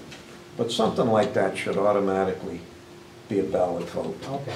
And the other thing probably is much or more important than that, the town attorney should have been present. Yep. There was technical questions that really technically he needs to answer. Yep. Because he's the guy that keeps the town from going to court and losing. As far as an expert on the parliamentary procedure, you had a good one. Right. Not a problem, but the town attorney should be present on an ordinance like that. When you knew there was going to be, well, we presumed there was going to be questions, nobody knew. You really need that. I mean, that's money well spent. All right, well, we'll move on then, if that's okay. And, replacement liner for an ice rink. here for an ice rink. And Ice rink set up. We're trying to find a different location this year. I They set it up on the can north answer if side. you don't mind, Mr. Chairman. yes, They, I believe Melissa had planned to put it on the town green after the monuments are up in the future. okay. It's portable, so you can put it wherever you want, basically. It takes them about a day to set it up. Oh, it's take for it to freeze. The weather. A night, Depends on Depends whether on it's the hot weather. water or cold.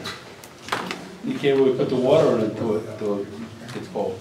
But the other key to it is if it leaks a little bit, as soon as you get the ice formed, it's not gonna leak. The problem is we don't have a state budget, so we really don't have a viable town budget. And unfortunately, I think it's gonna leak this year. I can't How long they support use it it, 2 without years? a town budget and the Board of Finance reviewing it. I mean, it's only 1,500, but we may need that damn money to keep this town running, the way things are going. Okay, further discussion? Jason? I move to approve the purchase of $1,500 for a new ice skating liner. Is there a second? I'll second it. Okay. Further discussion? All those in favor? Aye. Aye. Okay, opposed? No, All right. bad business, you shouldn't be doing it. And, You may pay down the road. $1,500 lousy dollars. but I, That's $1,499 more than we got, Steve. We But got also, money, wait we a got money, Dick. I think, You may not. Come I on. realize that we've got to say where we get the money from, I think. No, my intention was to leave that up to the Board of Finance. Okay. I would make I'll do suggestions if they salary. wanted. I don't- No, that's Out of fine. Steve's salary. All right. Moving on to the next 11E, pension negotiation expenses. And I just wanted to clarify that. We're now negotiating with all the unions' pension. And that's going to cost a lot of money in both Milliman for actuarial consultation and also legal expenses for labor relations. So my question is, are we going to take any of that money from the pension trust, or is it all going to come from the general fund? Thought you might know that, Jason. Is it up to me? What's happening in the That's a past? question. Because my point would be that we actually budget for negotiations.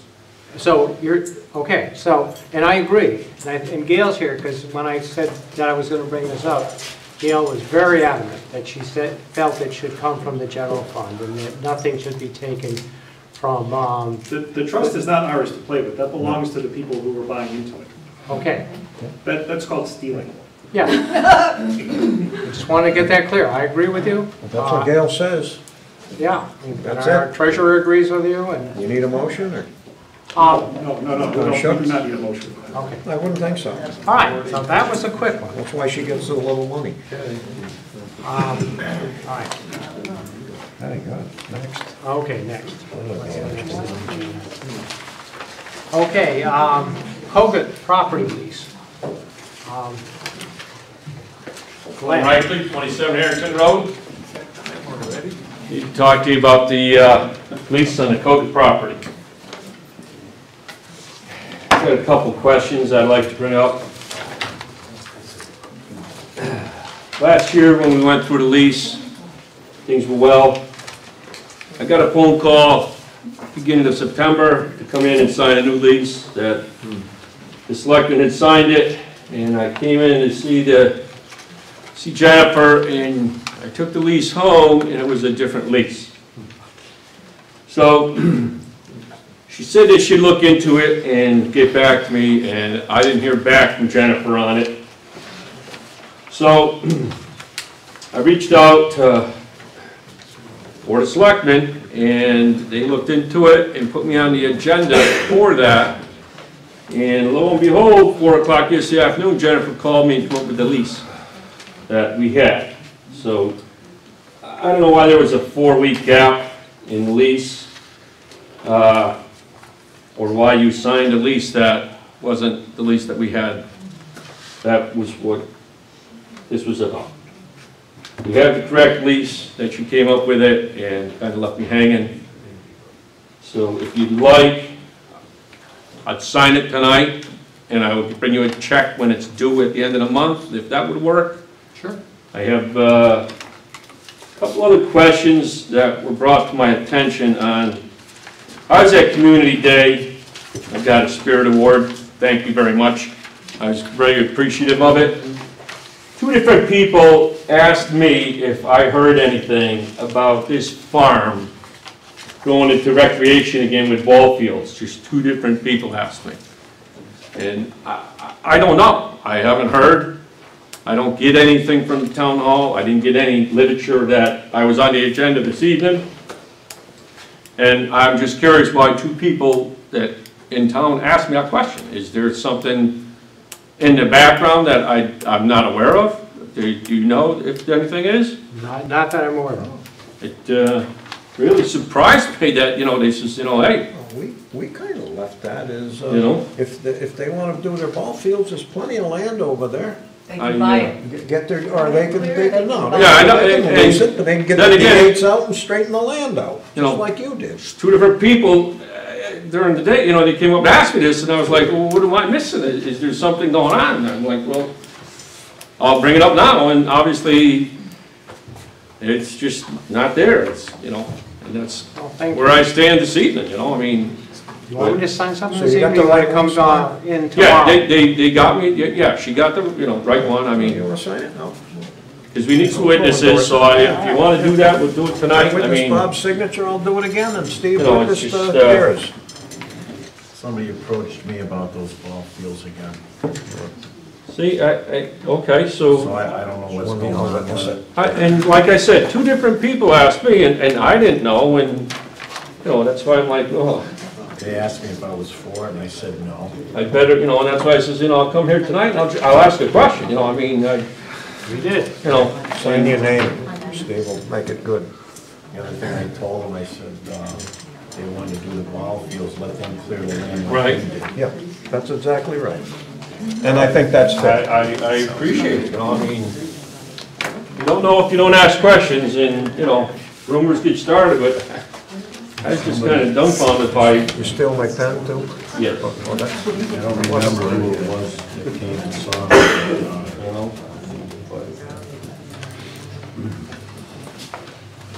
Well, I'm glad that's straightened out. That was a quick and easy one. That was a I like quick that. Absolutely, it's just. now Randy can go home with a smile. Glad that, she had at least.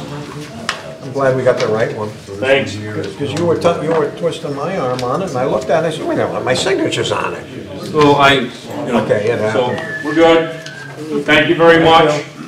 Go pick your Thanks, squash. We're working on it. Next one, Did you get my message? this Yes, morning? it's taken care of. Thank you. 11G, flashing sign. We have an expert in that, if you'd like to listen to him. Yeah, because I thought the police were gonna put up a flashing sign. Lenny, Yes, sir. what about these flashing signs? I have them. What is a flashing sign? As we get done with our road projects. Oh, that They makes will be sense. up, hopefully before the snow flies. What's a flashing sign? It's a sign that flashes. Is it a street sign? It's such an engineering school for that. There are crosswalk signs. We're gonna put one out here by the school crosswalk. The police got a grant, so we have a few of these that we're gonna put up. We're probably gonna put them in different places than we initially anticipated because of situations, but one of them was certainly out here. They have a little solar panel on them and they flash, and so people, when they're coming through. Just so you know, some people don't see the sign that says crosswalk, so now we're gonna light it up for them. Yeah, I've seen those. Also, weren't we gonna put a light there as well on that crosswalk? Yeah, we're working on it. Okay, that's fine, as long as it's on your agenda, I'm not worried. Thank you. So those crosswalks, that's a permanent structure, it's not on wheels where you move it around. Listen, no, these are, they're kind of similar to the crosswalk signs that are out there, but they got a little solar panel on them. I forget, we started opening them up today, and I forget exactly how they flash, but there's a flashing component to them. But they're permanent, they go on. Usually around they the go perimeter. Post in the ground. Oh, yeah. Around the perimeter. They're pretty neat, actually. In a school zone, that'd be a hell of a good idea. Thank you. Okay, approval of tax refunds. I make a motion to approve the tax refund dated 9/28/17 in the amount of $2,026.36. Is there a second? Second. All those in favor? Aye. Aye. Now, Selectmen comments and reports. Jason? Please. On September 21st, I toured the Broadbrook Mill site with William Penn and Matt Pansiera and Tom Talamini. It was enlightening to see that project firsthand. This is the first time, I think, since that place had stopped being condos that I had been there. It looked to me, and I don't pretend to be an expert by any stretch, but it looked to me that the best recourse would be to take those buildings down and remediate the site accordingly. I also made mention that the 14-acre site could be ideal for solar generation, which was a concept that to that point they hadn't talked about. They did offer assurances that further information would be available for the general public within weeks, not within months. On September 26th, we commenced pension negotiations. I look forward to being able to share more details on them as I'm able, although that won't be until after they have concluded. On September 29th, I attended the East Windsor boys soccer game. They played an outstanding game, losing to Windsor Locks 1-0 in double overtime. The girls played earlier in the evening, but I missed their game. They both play under the lights at home on October 13th. Stop by and support our hometown athletes. And then a couple of events that are coming up. This Saturday, the East Windsor Rotary Club is hosting their annual wine tasting at Second Chance Farm on Rice Road. It was made mention of Barktoberfest on Saturday morning as well. And should be a fun-filled community weekend. That's it, short and sweet. Okay, thank you. Dale? 9/27, I attended the Board of Education meeting. All members were in attendance. The only mention of financial issues was that the BOE has an $18,000 shortfall and cautioned any spending at this time. No updates on the Broadbrook Elementary School project. Alliance Grant East Windsor Middle School roof project or FY18 budget. There are two policies updates, A 5131, conduct and discipline, and B 5131.6, controlled drugs and alcohol. There were several eliminations and one new policy, gender identity expression. The policies were reviewed by the board as well as the BOE attorney and approved by Kate. New business, discussion about the building utilization. Dr. DeBarge addressed the issue. All rooms at the Broadbrook Elementary School are being used as well as the Broadbrook Middle School. East Windsor High School has 5 rooms that are only used part of the time, and I'm not going to go into all of that. Public participation. I asked about the Youth Service Bureau. East Windsor Youth Service is closing, and was informed this is a budget issue with the state, so it's on hold. Dr. Mickman brought up an issue at the elementary school while the town meeting was taking place. He and David Swain found people wandering the halls, and it was noted someone was smoking on school property. As meetings are going to continue at this facility, there needs to be police presence. It was also noted that the lights at the crossing have not been installed, as well as the police flashing signs, which Lenny took care of tonight. Thank you. Does the school recycle? Dr. DeBarge will check. Warehouse Point Fire District, I went to their meeting last night. The commission added personnel to the agenda under new business. Chairperson's report, there is an open commissioner's appointment. 3 people applied. One backed out as he is in Florida for 3 months. The other 2 candidates are D. James Barton and Terry Waller. Terry Waller spoke to his background as a battalion leader in the Hartford Fire Department, as well as an administrator in the same. Terry was voted in and sworn into his duties at the end of the meeting by me.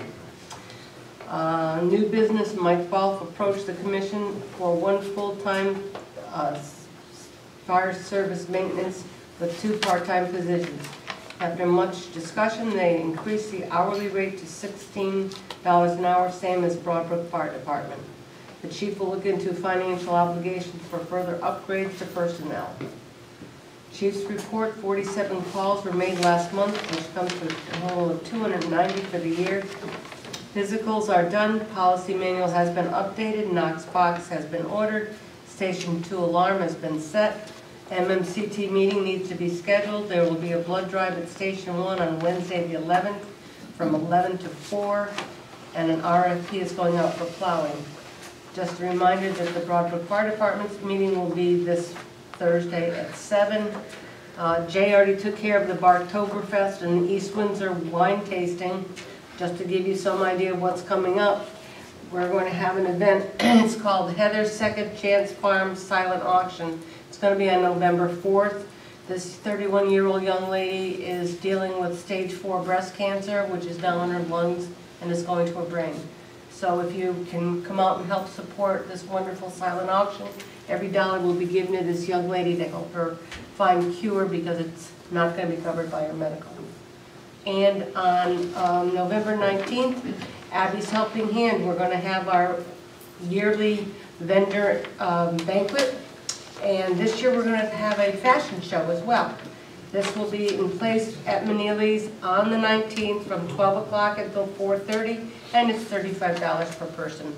Stop by, we have a great time. Thank you.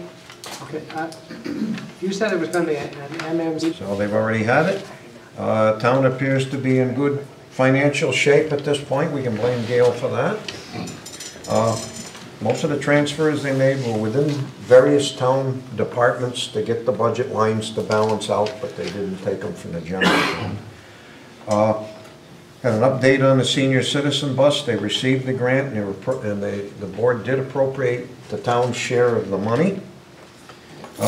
Something very interesting and something new that's really, I think, a great thing. The Board of Education showed up with the new superintendent when she takes effect, and their financial person and the chairman of the board, and they had a discussion over the financing and how their budget was going. I thought this was a refreshing idea, and I hope the Board of Education continues this. Seems like we might be on the something good here. They also created a casino imp fund for a place to park the monies and to protect it from just going the way that some people are worried about. We went to the Permanent Building Commission, and Joe and Len met with the town attorney for a letter to the general contractor over the 3 deficient items, namely the sidewalks, the floors, and the landscaping. If anybody looks at the sidewalks, they're pretty amateurish in my estimation. The floors, the tiles don't match, and they've got to be replaced.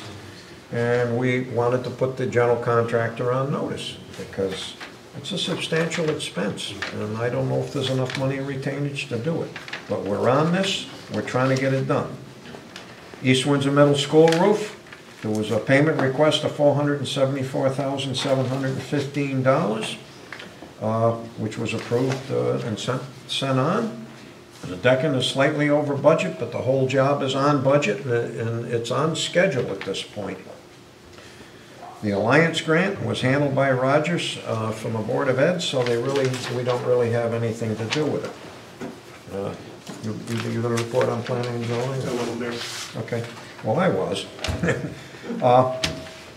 Tim Moore is the new secretary. They released a partial bond on Walmart for their landscaping bond. Actually, they released it, excuse me.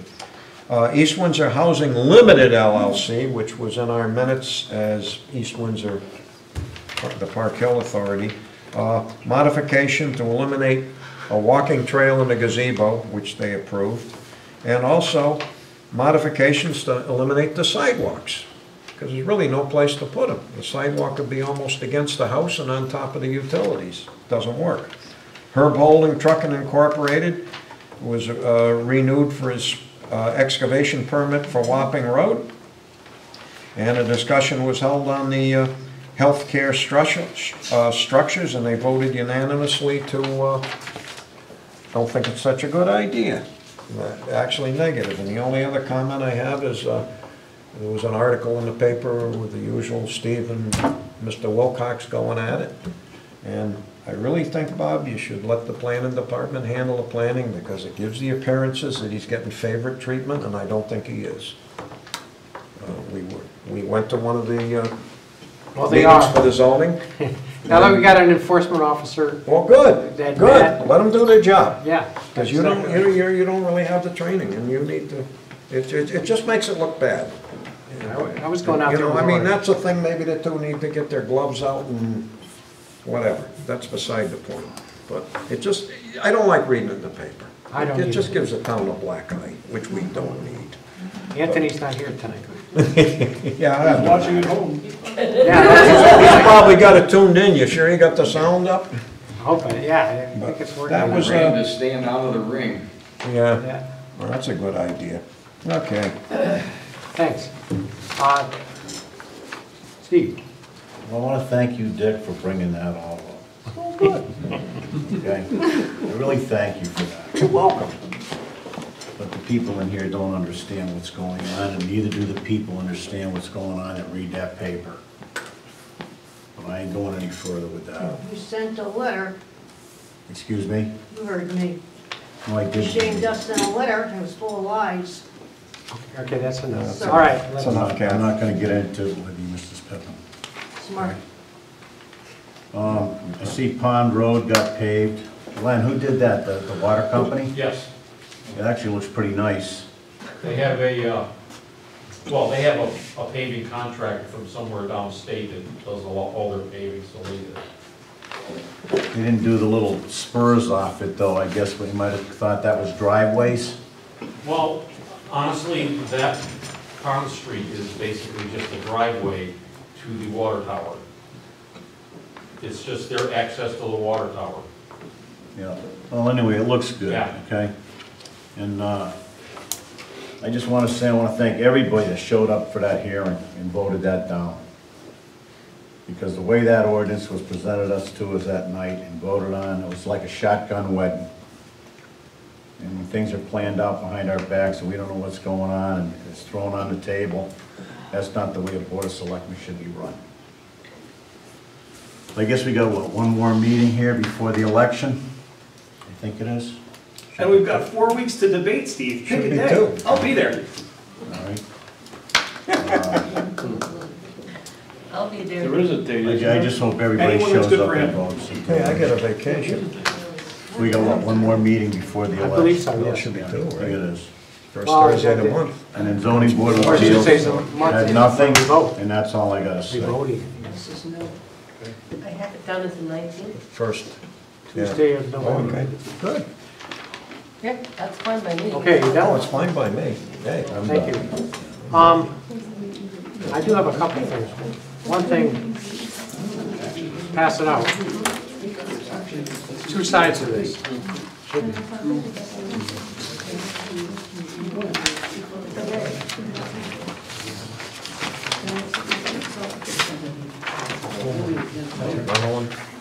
Well, same thing. I got Yep. this. Yeah, but is there enough? Yeah, I need one. Peggy's gotta have one. Maybe so. She's got it. Okay. And what this is on the printed side, there's a power company called Power Bridge, and it's out of Fairfield, Connecticut. And what they've done is put an RFP in for Massachusetts Clean Energy Projects. And what they've talked to Charbonneau, and all that blue you see is Charbonneau's gravel pit, and they want to put solar panels in there, and they're going to produce 26 megawatts of AC power out of that thing, which is quite a considerable amount.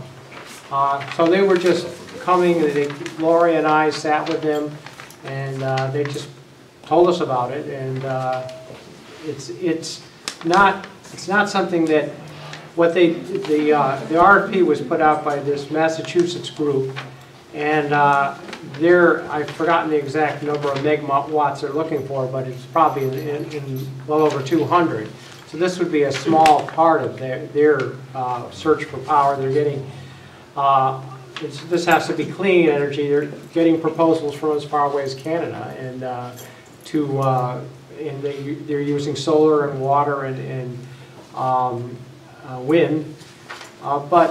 So this isn't a sure thing, but it's a proposal that has been put forth by this company to the Massachusetts company, and if they are accepted, well, it'll come into fruition. But I just thought I'd give you a heads up that there's thought being given to solar panels in Charbonneau's pit. I met with these guys yesterday about something unrelated, and there was actually just an overlap. So the way the RFP process works is it's a 3-state compact, and it's a joint project between Massachusetts, Rhode Island, and Connecticut to site renewable energy sources.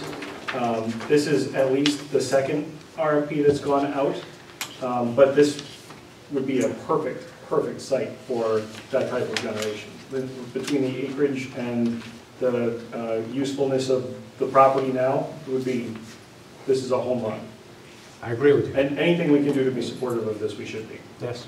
Yeah, this one will collect tax revenue, right? Yeah, they'll have to pay for their equipment, but I don't know how much that would be. But well, it has a number of benefits, not the least of which is it would probably become a secure site, which would cut down on some of the illegal activity that goes on. Exactly. Okay, and the other thing I just wanted to mention, as I mentioned before, that November 28th and 29th is the CCM convention in Foxwoods, and if you get applications in by October 27th, there's a reduced rate, so something to think about. Okay. I'm done, so I guess, what are we, adjourned now? No. Public participation, I always forget that, yeah. There you go. All right, Paul.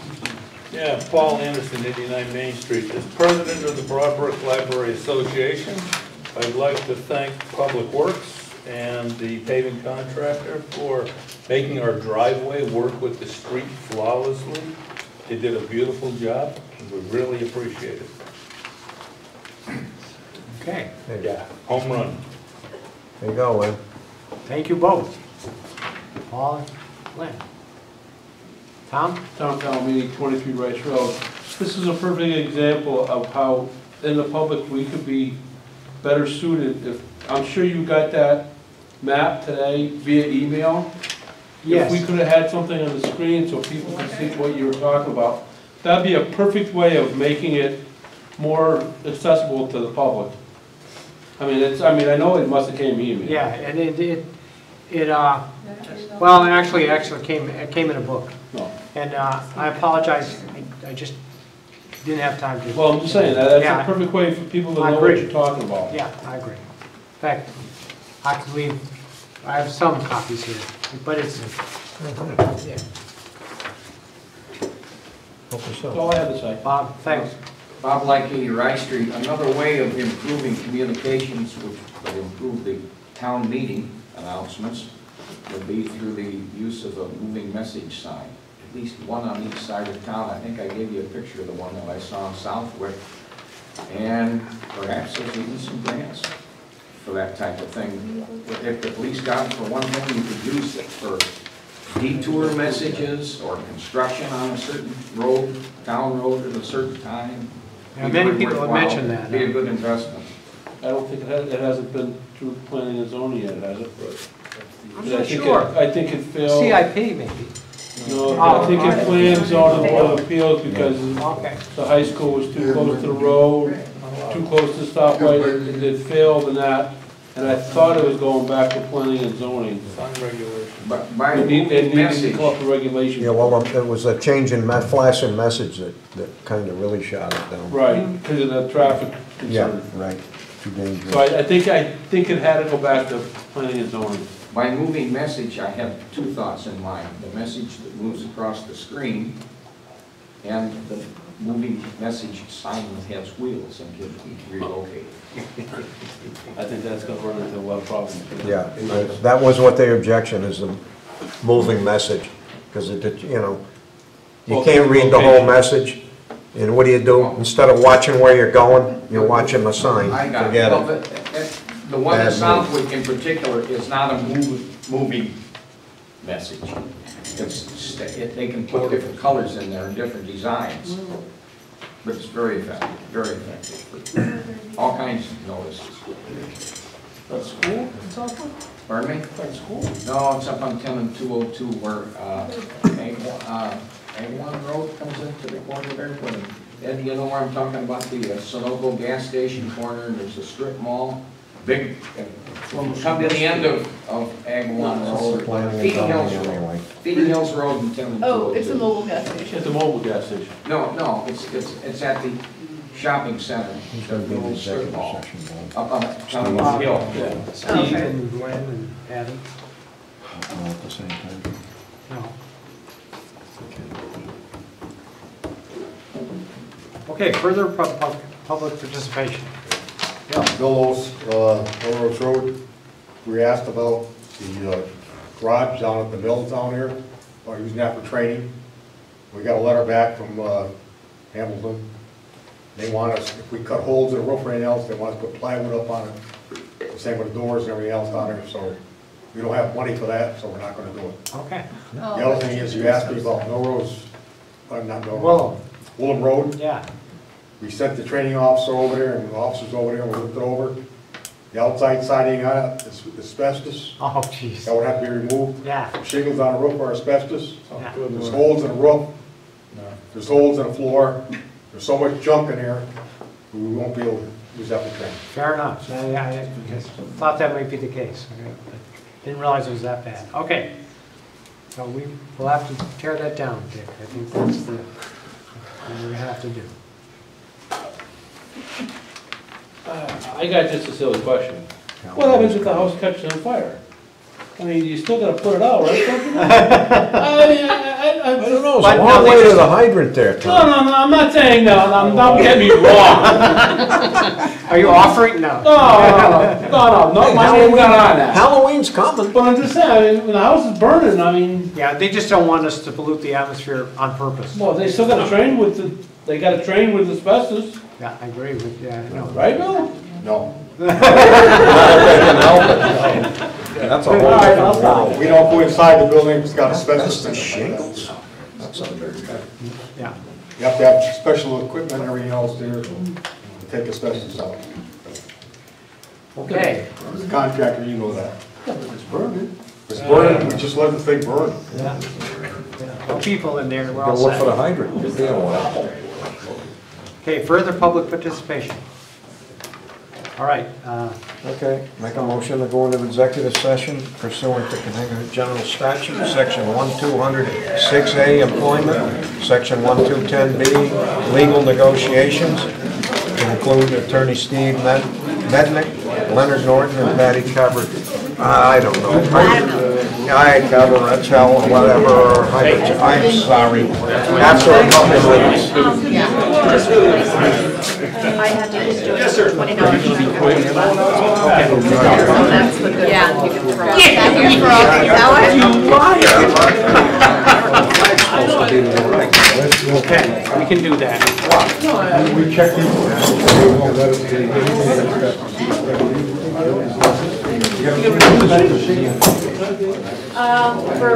For Gabby? So if you go set the thing on fire, it'll go down. Go down and watch it burn. Go down and watch it burn. Make sure the house next door don't get any fire. There you go. But you know. You could probably walk right through the I want you to change that. Catch it on fire, won't even, catch it on fire, we won't put it out. Cameras are still on.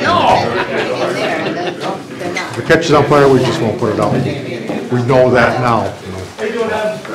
You know. Sell the ice cream. That's the best way to get rid of it. can't put anybody on the roof for training. Because it's that bad. Yeah, it's got holes in it already. Kind of like the mill. So, Yeah, but the garage is very good. Then you wanna, we got a letter from probably them. should have, they get my That's message, right. that'll handle me like all in my. You gonna need the shit? Not happening. Yeah, I mean. Then we put on Thank you very much. asbestos. So when you put plywood on it? Got holes in it for, put smoke inside and go in and put the fire out. Cut holes in the top for smoke evacuation. So why do they want you to put plywood on?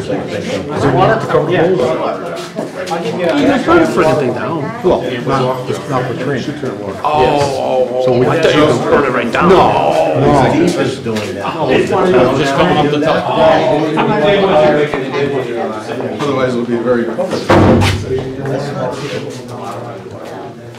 But in that ground. Would you like me to step up that while you're doing your thing? Around.